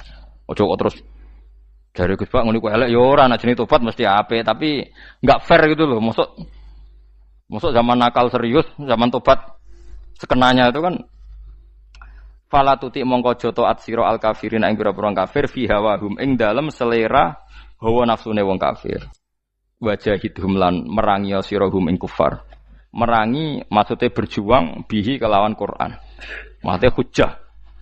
Uang iku nak merangi wong kafir nganggo Quran, ndak mesti perang iku nganggo pedang. Niki jelas kita bire ke wajah itu bihi ebil Quran. Maksudnya perang nganggo Quran itu kita melatih argumentasi atau hujah yang dengan hujah itu jelas-jelas ketok bener ya agama napa Islam. Wajah lan merangi sirahum ing kufar bihi lan Quran ayat Quran itu Quran jihad dan kelawan perang atau kelawan jihad, kelawan berjuang kabiran kang gede. Wa wa ta'ala wa alladzi zat maroja ingkang lepas sapa Allah al-bahraini ing dua laut. Arsala sing lepas sapa ta'ala huma ing al-bahraini mutajawiraini hale berdampingan. Hadza utawi iki ku asbun iku banyu sing banget segere banget manise banget segere. Furatun tur enak diombe sadidul udzubati tekse banget manise. Iki kuwi nak manane mudah diminum. Wa hadza utawi iki ku milkhun iku banyu asin ujajun tur banget paite. Syadidul muluhah tegese banget paite. Tapi wasemono sungai sing gampang diminum. Misalnya sungai Komerapi sing napa gampang diminum maksudnya mboten pahit. Ketemu laut sing banget paite meskipun banget asine apa hakikate gawe wajah alalan gawe sapa Allah taala bainahuma antarane banyu sing napa tawar lan banyu sing asin Allah gawe barzakhon ing pemisah hajizan tekse pemisah. Kita ndak tahu pemisahnya piye pokoke akeh sing cerita banyak di tengah laut tuh air napa tawar. Layah tali itu ora campur apa hadu masalah sijine banyu asin dan banyu tawar bil akhir iklan sing liya mergo wonten apa hajiz wonten apa hajiz ana pembatas. Wa hijron lan tegese pembatas mahjuron kang iso nglindungi. Sitron tegese tutup. Mamnuan kang iso den cegah bi sebab anane sitru. Sebab anane pembatas apa ikhtilatuhuma apa campure banyu asin dan banyu tawar walami wabaladi. Orang bermalam-malam jagungan sama teman asik itu kan perlawanan terhadap nafsu kita, syahwat kita untuk mungkin nikmati dugem di bar atau di tempat-tempat maksiat. Itu setan di Indonesia tuh kakuati sama Ki Jawa. Orang supaya tidak tertarik maksiat itu Ki Jawa cukup ketemu kancane masak terong guyon, gejol-gejolokan zaman mondok, sewengi lulus sangka maksiat. Bar wis tutup. Saya akan cerita sedikit tentang tradisi hujjah. Dulu lama itu kelihatannya sederhana, tapi kalau berargumentasi itu hebat. Tadi Gus Yofur menyebut kitab Mbah Hasyim itu mengharamkan kentong. Beliau masyhur itu punya kitab namanya Al-Jasus an Tahrimin Nakus. Intinya kentong itu haram. Secara dalil ini meyakinkan sekali karena ketika Rasulullah rembukan sama sahabat, kita dengan apa memaklumatkan orang kalau waktu sholat masuk? Ada sahabat yang usul pakai kentong. Dzakalin Nasoro itu Nasrani. Ya pakai buk itu semacam trompet besar. Dzakalil Yahud. Kemudian ada yang usul kalau gitu api ya Rasulullah dzakalil Majus. Sehingga dari hadis itu Mbah Hasyim berpikir kentong itu haram. Tapi Mbah Fakih Mas Kumambang itu mengkritik Mbah Hasyim dengan ngarang kitab Hazruus Antahrimin Nakus. Jadi beliau ngomentari kitab itu sambil geleng-geleng kepala. Kitab kok keliru nganti ngono. Itu jadi cara pikirannya siapa Ki Fakih. Kentong di Indonesia itu kanggo wedhus dicolong gitu. Pos kampling gitu. Kalau ada banjiran ya kentong, ada maling ya kentong. Jadi enggak ada persamaan sama sekali dengan kentong yang milik orang apa? Nasrani. Sehingga di pondok saya itu ada kentong tapi jelek sekali. Karena itu satu-satunya cara supaya beda dengan kentong yang di gereja. Kalau elek kan mirip kentong di pos kampling. Itu ya agak-agak ilmiah sedikit. Dulu ceritanya Gus Yofur itu saya teruskan. Itu singkat cerita, itu kalau yang di kejadian di Termas itu Mbak Dimyati sudah nyuruh semua kentong disembunyikan. Karena mau ada Mbah Hasyim. Cerita itu mukarrar di Kiai Fakih sama di Kiai Dimyati Termas. Setelah kentong dikumpulkan semua, Mbah Hasyim datang, seneng, ngiranya Syekh Dimyati ini sependapat dengan beliau, yaitu sama-sama nggak ada kentong. Tapi setelah itu ada santri yang matur, Mbah Dim pun beres, kentong pun kula delikno sedanten. Itu di depan Mbah Hasyim. Jadi GR-nya Mbah Hasyim bahwa Mbah Dim itu sependapat akhirnya hilang. Ternyata ini akal-akalan tuh gitu. Karena santrinya matur, Mbah Dim pun beres, danten kentong beduk sudah disembut singkirkan. Itu di depan Mbah Hasyim. Saking lugunya santri, nah saking ikhlasnya agak ngerti mahalus syahid ini adalah Mbah Hasyim. Saya mau meneruskan cerita Gus Sofur. Dulu, ini cerita dulu. Dulu Mbah Mun ngaji di Lirboyo, tapi Kiai Makhrus ngaji sama Kiai Khalil Harun. Kiai Khalil Harun itu adik juga sekaligus muridnya Mbah Umar Harun. Mbah Umar Harun itu generasi kedua setelah Mbah Ghazali. Beliau menantunya Mbah Ghazali, tapi ya sudah ponaan. Sehingga tradisi ini penting karena saya berkali-kali bilang di mana-mana. Status orang tua dan mbah itu adalah terserah anak cucunya. Bukan terserah mbahnya, tapi terserah anak cucunya. Saya tidak akan bosan mengingatkan ini. Saya pernah di makamnya Nabi Yakub, itu ya dikemuli bendera Israel. Di makamnya Nabi Dawud. Nabi Ibrahim juga dekat sinagog. Sehingga Quran membela Nabi Ibrahim disebut maka anak Ibrahimu Yahudiyya wala Nasraniyya. Karena ketika beliau berposisi di Israel, kemudian penguasanya adalah Yahudi, bisa saja makam ini ditulisi dan distatuskan ala Yahudi. Ya seperti Nabi Yakub. Nabi Yakub itu nabi yang kita yakin tentu berkeyakinan beliau orang baik, orang muslim, orang mukmin, tapi karena di desain mereka ya dikemuli bendera Israel. Dan disebut Abul Yahud. Karena kita tahu nama lain dari anaknya Nabi Yakub adalah Yahuda bin Yakub bin Ishak bin Ibrahim. Sehingga perasaannya orang Yahudi menjadi Yahudi itu yang ngikuti mbah-mbahnya. Nah khawatir saya ketika buyut-buyut kita kaya, buyut saya itu orang kaya dulu, namanya Badur Rahman. Itu kaya sekali, tanahnya banyak. Dulu cerita Mbah Hasyim ya kaya sekali. Mbah Maksum juga kaya. Mbah Abdul Aziz juga kaya. Karena dulu itu inginnya kiai itu yo ketok sugih lah, gak ngel-ngelo santri. Tapi nanti kalau cucu-cucunya sudah ndak alim, itu tidak dianggap punya tanah itu karena untuk fasilitas santri. Aku tak kedonyan, mbah-mbahku ya kedonyan. Buktinya tanah yombo. Karena dia akan menafsiri sesuai cara berpikir. Makanya sanad keilmuan yang diceritakan Gus Sofur itu harus diulang-ulang. Kalau nggak diulang-ulang, maka kita akan berpikir sendiri untuk menafsirkan Masyayikhon al-Kiram atau Ajdadan al-Kiram. Nah, ini yang bahaya, yang sering Quran mengingatkan. Jadi ada status yang disematkan oleh anak cucu kayak orang Yahuda tadi, Yahuda bin Yakub bin Ishak bin Ibrahim itu menstatuskan mbah-mbahnya yang bernama Ibrahim itu Yahudi. Sampai Quran sendiri yang bela maka anak Ibrahimu Yahudiyya wala Nasraniyya. Karena secara geografis sekarang Ibrahim di Israel dan otoritas itu juga milik mereka sehingga mereka bisa masang-masang atribut yang menunjukkan kalau itu Yahudi. Beberapa al-alim al-alamah yang minna itu sudah wafat dan kadang-kadang dzurriahnya itu tidak kita. Kalau sekarang orang bahasakan kubu sebelah. Akhirnya ya nggak boleh dikholi, nggak boleh diziarah. Terus seakan-akan yaqtaduna bi ra'yi, seakan-akan mereka berpendapat dengan pendapat syekh ini padahal enggak. Nah sehingga tradisi ketersambungan sanad tadi baik secara genetik atau secara asbab itu harus terjaga. Saya beberapa kali banyaklah sering diceritain Mbah Mun. Dulu Mbah Munawir ini cerita ya, Mbah Munawir itu hak saking senenge kitab, ben santri ini so ngaji kitab. Itu kalau ada alumni Lirboyo, alim disuruh baca muin di sini itu Mbah Munawir ikut. Saking ingin tasjiknya, ingin ngajari santri bahwa ngapal Quran itu hafal tok, tapi yo paham. Dan penggalinya Mbah Munawir itu sampai klimaknya dulu Mbah Zaini itu nate nikah sama Nyai Komariah kalau nggak salah, binti Karim, binti mana. Punya putra Gus Habib, Gus Toha yang diantara putrinya dinikahi Gus Rozin. Terus akhirnya kesampaian juga ketika Mbah Munawir punya mantu alim alama namanya Mbah Ali Maksum, angsal Nyai Hasyimah. Sampai pondok Kramjak ma'ruf bil ilmi, terutama ilmu sorof dulu karena Mbah Maksum itu komplain, fa'ala ya fulu kok terus fa'lan ya fa'ala ya fulu ya uf'ul gitu kan. Masuk fi'il kok jejer isim gitu.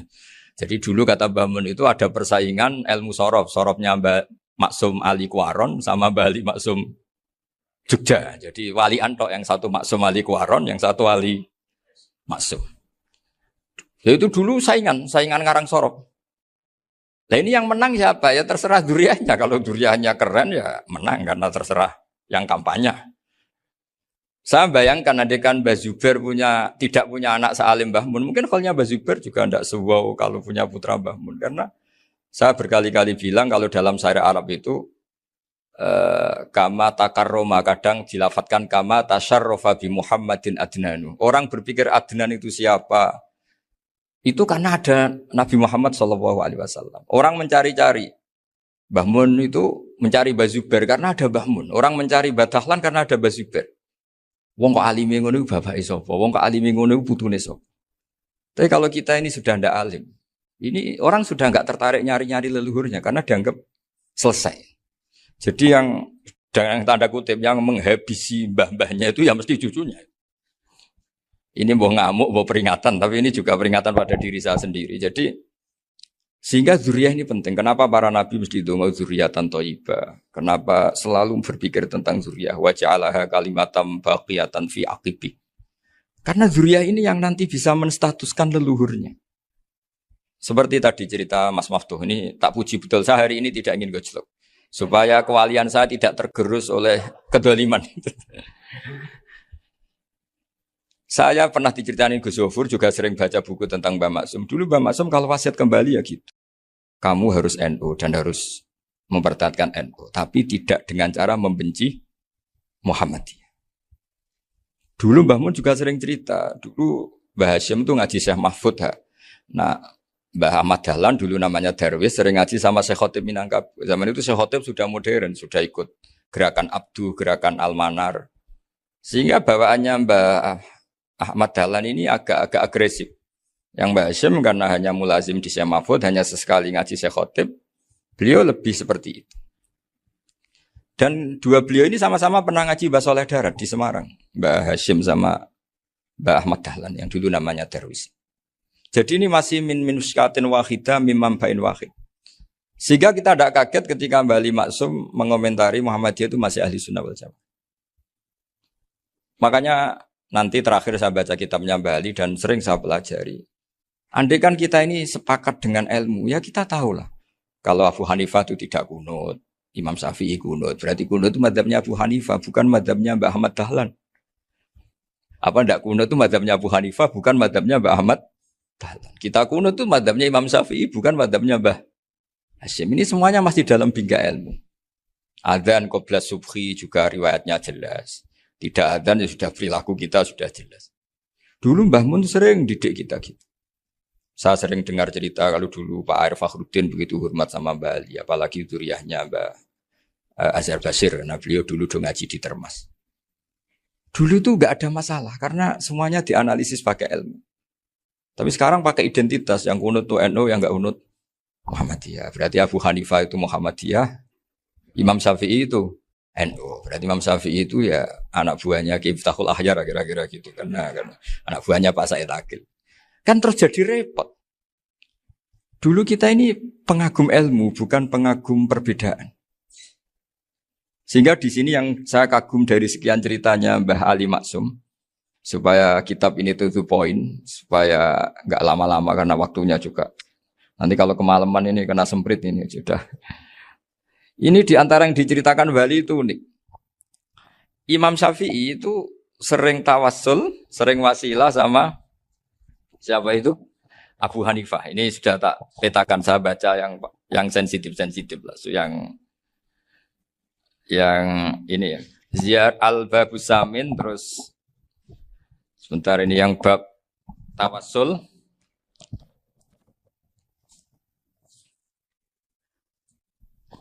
Ini di sini halaman 90, mungkin santri-santri kerap ya bisa ngecek lagi di kitab Hujatul Ahli Sunnah.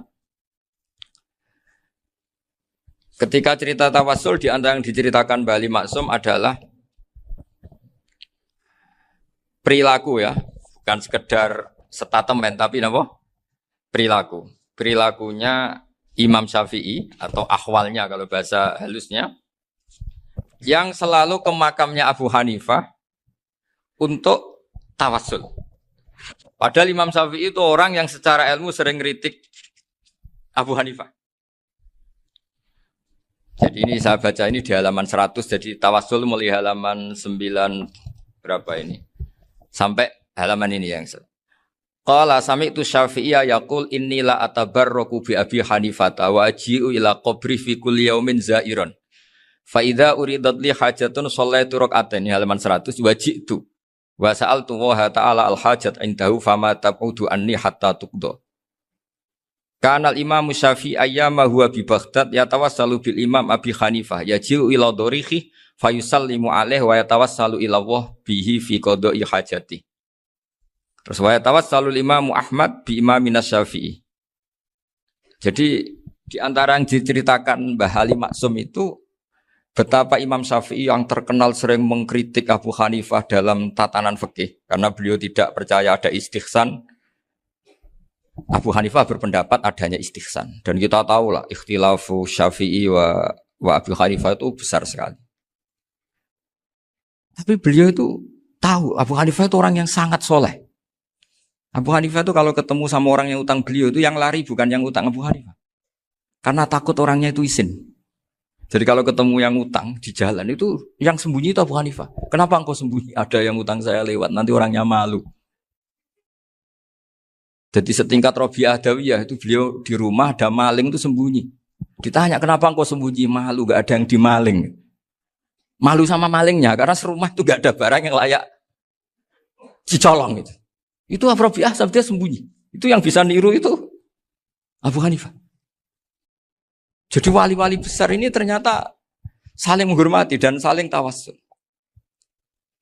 Nah saya berharap tawassul ini bukan sekedar perilaku sosial, tapi memang ada sanadnya. Sehingga terus diceritakan Bali di sini dulu istaqa Umar bil Abbas. Kata siapa tawassul harus dengan Rasulullah SAW? Dulu istaqa Umaru bil Abbas. Sayyidina Umar itu tawassul istisqa dengan Sayyid Abbas. Padahal kita tahu Sayyid Abbas ini tidak nabi. Terus beliau cerita sampai Imam Syafi'i tawassul sama Abi Hanifah. Sehingga gak ada perdebatan itu kan Umar. Kalau Umar kan ada jaminan boleh diikuti karena beliau sahabat. Bali cerita tentang Imam Syafi'i yang tawassul dengan Abu Hanifah. Seargumentatif itu. Sehingga ada cerita dalam sebuah tafsir. Ya saya ulang lagi ada cerita di sebuah tafsir. Kenapa Nabi Musa ditanya Allah wa matilka biyaminika ya Musa? Ma'ana wa ta'ala a'lam. Tentu Allah sangat tahu yang dibawa Musa itu apa. Karena Allah tahu Nabi Musa itu grogi. Orang dipanggil Wali Maksum pasti grogi. Santri dipanggil Mbah Mun pasti grogi. Kenangan saya setiap dipanggil Mbah Mun ya mesti tanya. Yang ringan-ringan. Wis sarapan ya. Arung sarapan ya sarapan. Pas sarapan ya kan. Tanduk mangan sing enak. Orang santri ora tau mangan enak. Ya tidak pernah ngomong yang penting. Ngendikan yang penting. Nah karena Nabi Musa ini grogi. Ini sebagian tafsir. Itu ditanya yang ringan, saku iku nggawa apa? Karena pertanyaannya ringan, Nabi Musa juga ringan. Ya Nabi Musa itu sampai lali, iku pangeran sing ya'lamu sirra wa akhfa. Diterangno. Niki tongkat Gusti. Gunane kathah Gusti tongkat iki. Qala ya aso ya atawakkau 'alaiha wa ahusyu biha 'ala ghanami wal ya fiha ma'arifu ukhra. Oh, tongkat Gusti niki penting mesti. Nggih nak. Nggih macam-macam lah Gusti. Atawakkau 'alaiha wa ahusyu biha 'ala ghanami kangge menghalo kambal. Masih terangno terakhir dan yang lain-lain Gusti wal ya fiha ma'arifu ukhra. Sehingga akhirnya rileks. Karena Nabi Musa terus ngerti. Ternyata ketemu pangeran itu gak seserem yang saya bayangkan gitu. Pertanyaannya ringan. Itu ada ilmunya. Tapi cerita ini yang versi tafsir ini tidak yang seperti di Manaqibul Ghazali. Di beberapa kitab tentang Manaqibul Ghazali diceritakan di alam roh Nabi Muhammad SAW itu yubahi bi ummati. Saking yubahinya sampai ngendikan ulama ummati ke anbiya'i Bani Israel. Ulama umatku itu pinternya atau statusnya itu mirip-mirip lah. Kaf itu ya mirip-mirip lah. Mirip-mirip kayak ulamanya nabinya Bani Israel. Akhirnya Nabi Musa itu tersinggung sekali. Bagaimana mungkin ulama disamakan dengan apa? Nabi. Sehebat-hebatnya ulama itu kan tidak akan yabluhu darajatan nubuwah atau yartaqi ila darajatin nubuwah. Itu akhirnya, ya kalau kamu nggak percaya panggil. Yang dipanggil Imam Ghazali. Ya Nabi Muhammad juga nggak mau kalah. Gitu. Kalau manggil ulama RT ya kalah keok. Akhirnya Imam Ghazali datang. Ditanya sama Musa, Mas Muka, nama kamu siapa? Ana Muhammad bin Muhammad Al-Ghazali At-Tusi Asy-Syafi'i. Itu disebut panjang sih. Nabi Musa guyu-guyu. Kamu lama kok ngomong yang nggak penting. Ditanya namanya kok penjelasannya sepanjang itu. Dianggap itu satu kesalahan. Masa tanyanya nama kok ditanya. Jawabnya Muhammad bin Muhammad Al-Ghazali At-Tusi Asy-Syafi'i. Kepanjangan itu. Ketika Nabi Musa agak mencibir, agak gimana itu. Terus saya Imam Ghazali, kalau ini masalah, lebih masalah jenengan.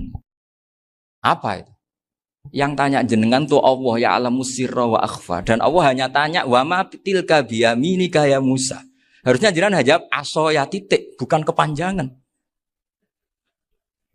Atawakkau 'alaiha wa syubha itu kepanjangan. Allah tanya yang di bawah kamu itu apa? Yang di tangan kamu. Harusnya jawabnya hanya aso ya. Tapi kenapa penjelasannya sepanjang itu? Sampai terakhir waliya fiha ma'aribu ukhra. Terus pinter tenan jadi gitu. Terus Nabi Musa terus bilang, ya pinter tenan aja gitu. Padahal kita tidak pernah GR seperti itu kan kebetulan Imam Ghazali. Gitu. Kalau yang lain mungkin ya keok lah kira-kira. Gitu. Tapi ini cerita dalam khazanah keilmuan. Benar yang dikatakan Gus Zofur. Saya termasuk orang yang pernah mondok Lirboyo Pasanan. Jadi setelah saya disuruh nemani Gus Kamil, tahun berikutnya Gus jenengan disuruh. Pokoknya anakku mbah sakulan lah kudu tahu mondok Lirboyo. Piye-piye aku tahu ngaji Wakarim. Terus yang disuruh mbaturi Gus Kamil itu saya. Jadi saya pernah 1 bulan tuh di Lirboyo. Karena saya ini santri beling ya, kontraknya pokoknya penting ziarah Bakarim. Biasanya enggak pernah ngaji, ya. Pokoknya gerbar ngisa. Ziarah ya sudah. Ngaji subuh ingat saya sama Gus Imam. Itu dari 17 hari ingat saya ngaji 2 kali. Tapi kalau ziarah ke Bakarim sudah lupa jumlahnya karena memang kontraknya disuruh ziarah. Sampai seperti itu. Dan saking senengnya bangun sama Mbak Karim sama masih ingat. Ngamplopi salam tempel itu masih ingat. Untuk Gus Anwar, untuk Gus Imam, untuk Gus Kafabi, termasuk untuk Gus Maksum. Itu malam-malam saya dijak ngamplopin. Zaman itu saya masih ingat, selawewu. Zaman itu kos 1 bulan itu 13.000. Jadi kira-kira kalau 25.000 itu untuk kos 2 bulan. Jadi saya krusnya itu pakai kos. Saya masih ingat Mondok Sarang itu kos 1 bulan 13.000. Berarti kira-kira 500.000 itu di amplopin sendiri sama Bang. Ini untuk Gus War, ini untuk Gus Imam, ini untuk Gus. Padahal Gus Imam ini mondoknya sudah dibangun. Itu bangun hormatnya sampai untuk jatah salam tempel. Nah yang ribet kebalikannya, kita pulang Gus Imam karena melihat Gus Kamil ini putrane Mbah Mun, Gus Kamil disangoni. Saya juga disangoni karena Gus Imam dulu ngaji juga sama Pak D saya. Sama keluarga saya. Itu kata Gus Kamil setelah keluar. Mau kamu nih gue abal, berarti gue aku. Karena ini penting. Ini kalau sampai dianggap tukar guling, ribet deh. Jadi ditakwil sendiri lah. Mau kamu nih gue abal ya? Boten wis. Yes berarti halal. Tapi sama Mbah Mun ya ditanya. Ditanyanya bukan apa karena untuk meneruskan tradisi bahwa kalau kiai ketemu itu ya saling memberi hadiah, saling itu sudah faqaddimu baina adena juwakum apa? Sedekah. Sehingga ketika Kapya ini punya Bali Maksum alim alama, kemudian melahirkan murid-murid yang juga ipar kayak Mbak Warsun bisa ngarang apa Kamus Al-Munawwir, Pak Bik juga punya karangan Kamus Al-Mu'asir. Saya itu punya semua. Karena ini adalah buah dari bahwa kita ini tidak kalah sama produk-produk yang di sana. Bahwa produk di kita ini sudah cukup untuk mengantarkan orang menjadi alim alama. Dulu Mbak Zubair ke Mekah ya sudah alim alama. Gus Zofur ke Al-Azhar sudah alim semua. Teman-teman kita ke Mekah itu sudah alim semua. Padahal produk mondoknya ya tadi. Mau digojlok kiai ini, terus mangkel be keamanan biasanya. Biasanya musuh besar pondok itu keamanan. Jadi bukan berarti gojlok ibunya Gus Maftuh enggak. Biasanya keamanan itu musuhnya apa? Banyak. Itu tradisi keilmuan itu harus dijaga dengan hujjah dan dengan tadwin, dengan pembukuan. Saya punya sekian cerita ya, misalnya dulu kita mungkin iskal itu janggal. Kenapa sih orang Islam tukaran sama orang Islam? Sehingga di antara doa Nabi yang enggak dikabulkan Allah, enggak boleh dikabulkan sama Allah enggak boleh, bukan berarti enggak mustajab. Redaksinya famana aniha, memang enggak boleh. Redaksinya bukan falam yastajib lahu tapi famana aniha. Di Al-Marrah As-Salisa ini Nabi dilarang. yaitu melarang umat Islam itu jangan sampai tukaran sama umat Islam sendiri. Itu kata Allah, ya tidak bisa kata Allah, kalau itu tidak saya kabulkan. Itu dulu guru-guru kita nyontohkan sederhana. Kira-kira kalau saya tukaran wek Gus Zofuru, Mbah Mun luwih ikhlas dibanding ditukari wong liya. Nak no kakak ditabuk adik, wong tua luwih ikhlas dibanding ditabuk tonggo. Barokahnya membaca kita lebih mentoleransi. Kalau ada Mbah Hashim dikritik Mbah Fakih Mas Kumambang, kita ikhlas itu. Tidak dikritik guru PAUD, itu kan. Atau dikritik orang-orang yang nggak bisa ngaji. Artinya ternyata keliru kita bilang kiai kok tukaran. Justru bagus kiai tukaran. Dibanding kiai dikritik guru PAUD atau dikritik orang-orang yang nggak bisa baca kitab. Akhirnya barokahnya baca kita menjadi tahu. Dulu Mbah Mun sering cerita, ini masih cerita silsilah ya. Jadi Mbah Ali Maksum tadi kita tahu di antara guru besarnya Mbah Ali Maksum tentu Mbah Mahfud Termas. Beliau adalah adik dari Kiai Mahfud Termas. Mbah Dimyati ini adik Kiai Mahfud Termas. Itu punya saudara namanya Abdul Razak, juga punya saudara namanya Dahlan. Itu yang membawa Thariqah Syadziliyah di Solo Raya. Yang sekarang alhamdulillah diteruskan Gus Wafi. Dulu di antara pesannya Mbah Mun ke saya, hak Wafi kandani kon ziarah ning Mbah Dimyati. Mergo Thariqah Syadziliyah dulu itu yang bawa keluarganya Mbah Dimyati. Jadi semuanya ini masih dzurriyyatan ba'duha min ba'd. Nah pesan saya karena tadi Mbah Munawir yang termasuk orang pertama yang bawa Quran, bawa qiraah sabah. Kenapa saya bilang termasuk? Karena kalau bilang paling pertama ini nanti butuh data. Dan itu agak kerepotan lah. Tapi yang jelas mimman istahara lah. Mimman istahara yang membawa sabah ke sini itu adalah Mbah Munawir. Terus beliau ngajarkan diantaranya ke Mbak Arwani, pakai kitab Satibi, pakai kitab Nazmus Satibi. Terus Nazmus Satibi itu diteruskan oleh Mbak Arwani, ditulis. Yang nulis dulu Mbak Dola Salam. Bapak saya itu murid Mbak Dola. Dulu Mbak Dola sebelum ke Mbak Arwani ngaji sama Ki Said di Sampang. Bapak saya sebelum ngaji di Mbak Dola sudah hafal Quran lewat buyut saya sendiri namanya Ki Zubaidi. Yang Ki Zubaidi akhirnya jadi menantunya Mbak Ahmad Su'eb. Jadi buyut saya kandung ini namanya Sofia, itu angsal keluarga Lasem yang adiknya. Sofia ini punya adik Badi'ah yang jadi ibunya Ki Sahal. Terus Ki Sahal punya Mbak Yu namanya Muzayanah, punya di Garwa Ki Mansur punya anak Gus Qayyum.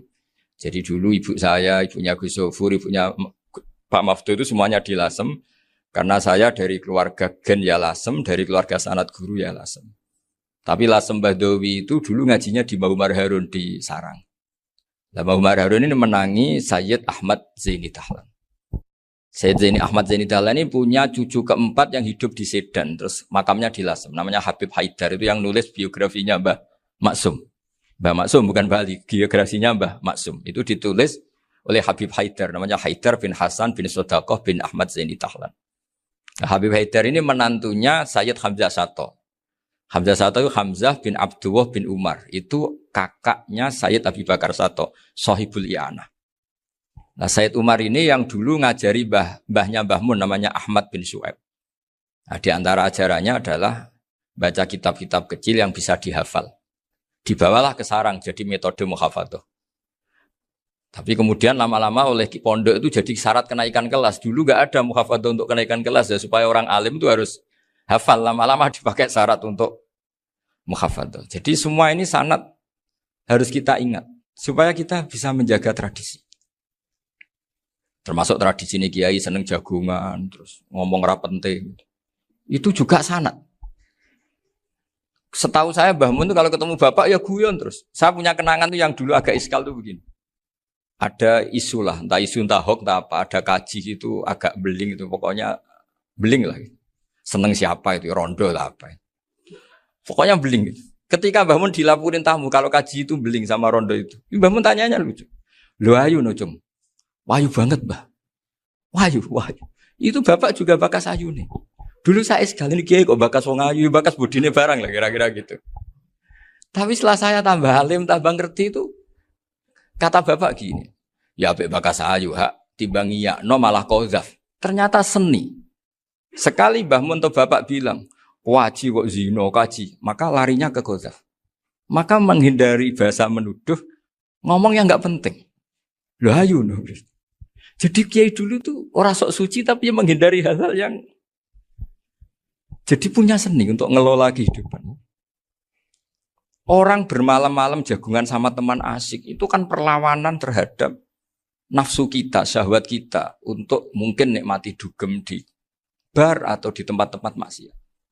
Itu setan di Indonesia tuh kakuati sama Ki Jawa. Orang supaya nggak tertarik maksiat itu Ki Jawa cukup ketemu kancane masak terong guyon, gejolok-gejolokan zaman mondok, suwengi lulus sangka maksiat. Bar wis tutup.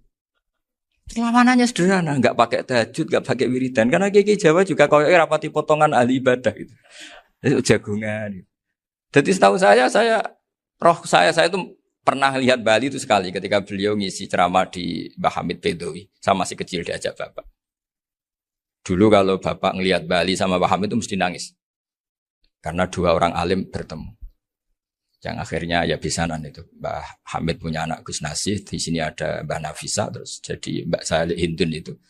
Jadi dulu tuh ya guyon terus ketika ketemu. Itu yang sering bodoni Mbah Hamid itu ya Ki Bisri. Ki Bisri itu kalau datang ke Ki Hamid Pasuruan, nak wali tenan aku teko ditata nomangan. Jadi ukurannya ya. Ternyata sampai sana dikeimangan tenan. Masih belum mengakui, kan nak wali tenan aku kiai rung di mobil, dongakno aku di mobil. Sudah kalah satu seri itu masih gak terima. Lalu itu Mbah Hamid akhirnya berdoa, ayo monggo, mungkin-mungkin Ki Bisri gak ada mobil. Itu setelah didoain masih tanya, mereknya apa merek? Itu Mbah Hamid jawab, yo paling Holden itu. Nah, paling Holden. Itu nyari mobil itu ya adalah dapatnya Holden. Suatu saat Mbah Bisri diundang Mbah Hamid gak dikasih bisar. Karena utangnya sudah banyak Mbah Hamid. Mbah Bisri ini utang doa tadi. Itu ya gak dikasih bisar. Ya gak mau kesang apa-apa kelambimu kayak aku. Didol sama muhibbinya Mbah Hamid. Itu harganya melebihi jatah bisarah. Ketemu Mbah Hamid. Kang, susu Kang, mergo.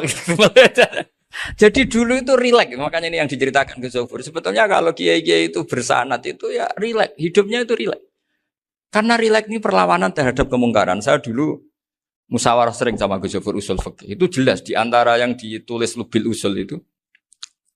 Ya kita tahu tadi misalnya sanad usul fikih, Mbah Ber itu sangat al-usuli, Kiai Zubair Dahlan, abahnya Mbah Mun. Punya murid di antaranya Kiai Sahal. Kiai Sahal punya karangan Thariqatul Husul, fi syarhi Lubil Usul. Itu Thariqatul Husul itu beliau ngendikan dalam mukaddimah bahwa saya bisa mensarah ini berdasar ngaji maknani sama Mbah Zubair. Terus beliau mengutip sarah itu dari kitab Nailul Ma'mul. Beliau ngendikan binus khotin khotiyah ghairi matbu'ah. Dan itu ditemukan di Kiai Mansur di Lasem. Karena Kiai Mansur iparnya Mbah Sahal. Mansur bin Khalil itu diantara katibnya Syekh Mahfud. Jadi semuanya ini sambung. Mbah Ber saking ahli usul fikihnya, kalau ngajar usul fikih itu kalau guyon takriran saya ini lebih memahamkan ketimbang sarah. Ya sudah terus Mbah Zubair Kiai Fakih terus Syekh Mahfud. Di sini Syekh Mahfud termasuk orang yang dekat Mbah Munawir sampai putrane Mbah Mahfud namanya Gus Muhammad dibawa Mbah Munawir, kemudian mondok di Termas di antaranya terus dinikah jadi menantunya kalau nggak salah Haji Taslim di Betengan, kemudian sekarang juriannya Mbah Mahfud di Betengan. Ini nggak boleh hilang secara sebab. Itu diantara di usul fikih diterangkan. Ketika diantara 5 hukum itu ada yang bernama mubah. Mubah itu boleh dilakukan, boleh ditinggalkan, dan kalau dilakukan ya tidak berpahala, tidak disiksa. Itu ada ulama yang protes. Protes nggak bisa seperti itu. Ithma min mubahin illa wa tahaqqaqu bihi tarku haramimma. Fa'il zamu minas sukun tarkul qatli wa minas sukut tarkul qadaf. Tidak bisa, mubah itu tidak ada. Kalau kiai jagungan semalaman, itu Allah ngitungnya itu hada taroka dugem, wahada taroka delok dangdut, wahada taroka kada wakada. Oh, itu luar biasa. Dan kita ngikuti yang seperti itu saja. Gak usah tahajud, gak usah witir telulas, kaya ora kuat timbang gremeng. Sewengi jagungan, setan ngenteni kita tergoda maksiat, ternyata maksiatnya sampai tutup, kiainya masih apa? Jagungan. Jadi jagungan saja ada ilmunya bahwa itu perlawanan terhadap tarkul ma'asi. Sehingga bagaimana Anda katakan mubah ini mubah, toh gunanya adalah tarkul haram. Meskipun efek mubah juga bisa tarkul wajib, wae bojo blonjo turu. Karena Wayang rumah ibuke turu. Itu halal wajib. Jadi mubah itu resikonya ya bisa tarkul wajib, bisa tarkul haram. Sehingga kalau sanad ini terjaga secara baik, secara kultur. Saya sering juga sakuan sama Gus Yofur itu mesti tak niati gitu. Jagungan wong alim kuwi ibadah dan menikmati ibadah adalah dabul auliya wa dabul ulama. Kata Imam Ghazali, pada akhirnya waqud buhadatin al-istilzat bil mubahat. Kata Imam Ghazali, pada akhirnya qutbu hadaddin, madaru hadaddin, pokok dari agama ini adalah melawan kemaksiatan dengan kita menikmati al-istidzat bimubah. Kita menikmati sesuatu yang dibolehkan Allah Subhanahu wa taala. Dan seperti ini itu bisa qasmu dhuhri syaitan, bisa menghancurkan punggungnya setan. Karena kalau melawan setan dengan ibadah ini kadang kita capek selain isra potongan. Tapi nak kangkang ning komplek H gitu jagungan mbek kancane, ngenang melarate, mbok ngenang ras sekolah ramunggah, kenangan sing ramunggah diarani istiqomah. Gitu kan diarani tulus zaman, kok sing munggah dianggap kesusu. Saya ini punya pondok Quran, kalau ada yang hafal 3 tahun mesti digojlok kancane. Gak apik kesusu itu. Kesusu itu mesti tidak barokah karena tergesa-gesa apa? Hatam. Sehingga yang enggak hatam-hatam itu kayak partai mayoritas. Ini yang partai tulis zaman katanya. Ahli sobri katanya. Akhirnya di pondok gara-gara itu mau guyon, tapi enggak ada stigmasi yang enggak naik. Di pondok sarang itu saya punya teman itu banyak yang sekelas dengan saya, sekelas sama Gus Kamil, akhirnya sekelas dengan Gus Zofur. Padahal saya ini kakak kelas. Saya temannya, Gus Kamil temannya Gus Zofur. Ini anak ini enggak pernah naik. Itu enggak dicibir di pondok. Karena guyonan tadi. Guyonan bahwa ini bagian dari bentuk apa? Istiqomah. Nanti yang goblok juga tenang. Karena kiainya cerita, kadang santri goblok ya baru kan. Di sini pondok akeh santri ora tau sinau ning omah dadi kiai gede. Selalu kiainya tuh cerita seperti itu. Akhirnya sing goblok ya bangga dengan kegoblokannya. Iya, jadi kiai itu orang yang meskipun guyon ini barokahnya Masya Allah. Dan setahu saya kiai-kiai alim itu ya seneng aja guyon. Karena tadi guyon itu luar biasa. Bapak saya itu kalau pesan sama saya itu enak ngaji ya guyon nice. Wong ning omah mikir utang, mikir wedi bojo macam-macam kok ngaji kok jak nangis pisan, nangis ping pindho katanya. Sudah jak guyon ae. Paling gak lali. Dan beliau punya dalil kul bi fadlillah bi rahmati fa bidzalika falyafrah. Jadi jangan sampai orang ini farah bil maksiyat, jangan sampai orang itu. Dan ini yang saya kenang dari sekian cerita murid Bali. Mbah Ali Maksum ya senangane guyon. Gojol-gojolkan mbek santri guyon. Ini saya maklumatkan ke semua santri beliau bahwa ini bukan sekedar guyon, tapi al-istilzat bil mubahat. Ini adalah perlawanan terhadap setan karena banyak orang bisa senang tuh kalau nunggu maksiat. Ini bisa senang dengan sesuatu yang tidak maksiat. Itu kayak apa hebatnya? Makanya Nabi itu kalau ketemu sahabat ya sering ngendikan yang ringan-ringan. Ya Umar ma'afalan duher jong mana piye ije. Kalau ketemu anak kecil ya. Nanti ketemu yang tua-tua yang sudah enggak bisa mikir ya itu cerita-cerita saya mohon sekali murid-murid kerap ya. Jangan hanya ngaji fikih. Kalau hanya ngaji fikih itu posisi Abu Hanifah itu seakan-akan nyun sewu orang yang sangat tidak ahli hadis. Karena beliau di situ kelihatan kalah sekali dengan Imam Syafi'i. Apalagi di perdebatannya Muhammad bin Hasan Asy-Syaibani dengan Imam Syafi'i itu kelihatan sekali betapa Abu Hanifah itu orang yang nyun sewu ditinggalkan dalam ilmu hadis. Sampai beliau hanya dapat gelar min ulama ahli ra'yi, termasuk ulama yang kuat logikanya. Juga harus baca kitab-kitab seperti ini. Ternyata di balik Imam Syafi'i mukhalif pada beliau di bab-bab fikih, perilakunya sangat hormat. Sampai beliau tuh kalau tawassul ke kuburannya Abu Hanifah. Dan beliau ngendikan an-nasu fil fiqhi iyalun ala Abu Hanifah. Semua orang yang ahli fikih itu masih anak buahnya Abu Hanifah. Saya berkali-kali cerita, mazhab Syafi'i itu alatut tadhir hanya 2, yaitu alma wa turab. Abu Hanifah nambahi wanar. Alasannya Abu Hanifah orang mukmin yang dosanya banyak itu dibakar di neraka dan alasannya Allah litadhirihim untuk mensucikan mereka. Jika pikirannya Abu Hanifah an-nar itu min alatit tadhir. Apa yang terjadi ketika bata itu batu bata yang dibakar di situ campur teletong campur apa-apa itu kalau sudah hormat Abu Hanifah selesai sudah suci karena sudah ngelewatin pembakaran. Meskipun kita tidak akan kalau kehilangan air terus wudu dengan api bisa bunyak semua itu. Tapi apapun itu menjadi solusi. Sehingga saya punya kitab namanya Ikhtilafu Malik Apa ikhtilafu Malik wa Abu Hanifah atau ikhtilafu Syafi'i ma Abu Hanifah. Itu kelihatan sekali kalau Abu Hanifah itu nyuruh posisinya kalah. Karena yang ngarang orang-orang Syafi'i. Tapi kalau melihat kitab-kitab kewalian, misalnya di kitab Mizan Kubro ini juga sering disebut itu Mbak Ali Maksum tentang Imam Sa'roni. Berkali-kali beliau mengutip Mizan Kubro. Itu Abu Hanifah adalah orang yang sangat mukasyafah. Artinya ketika Nabi cerita air wudu itu menjatuhkan dosa, tidak ada air wudu yang jatuh ke kamu kecuali saat itu juga dosa kamu jatuh. Itu beliau datang ke Madharota Kufah. Kemudian beliau bilang sama si orang tua tadi, tub anizina. Orangnya terus bilang atubu minazina. Ada lagi pemuda datang dibilangin tub an ukuki walideka. Terus bilang tub tu an ukuki walidaya. Sampai yang terakhir ada tub an simai alatilahwi atau an samai alatilahwi. Terus tub tu an samai. Ketika orang itu ditanya, kenapa engkau begitu tahu dosanya apa? Saya tahu air wudhu ini menjatuhkan apa. Jadi kira-kira kalau zina mungkin ya batang babi lah. Kalau hanya sekedar melihat bak-bak mungkin ya curut atau tikus lah kira-kira gitu. Nah dulu sediluk ya mungkin ya tikusnya cilik gitu. Nah dulu suwi ya tikus werok itu atau apalah. Pokoknya beliau itu tahu. Tapi anehnya Abu Hanifah apa? Setelah itu dia nangis minta mukasafahnya ditutup. Ya Allah saya ini mukasafah kok malah menjadi tahu sawatil mukmin. Padahal aturan syariat jenengan man satara musliman satarahu bahwa enggak baik melihat jeleknya orang mukmin. Minta ditutup. Makanya saya ini bangga ada mukasafah. Makom yang kita sampai sekarang tuh makom setelah Abu Hanifah mukasafah. Jadi Abu Hanifah repot-repot mukasafah, minta makomnya ditutup tidak menjadi mukasafah. Dan alhamdulillah kita sudah tidak mukasafah sebelum minta ditutup. Jadi kita ini keren. Keren karena aturannya itu man satara musliman satara huwa, yang tidak tahu aibnya orang muslim maka Allah akan nutupi aibnya di akhirat. Dan kita alhamdulillah barokahnya tidak mukasafah, tidak ngerti aibnya orang mukmin. Jadi kita harus pakai patokan ilmu.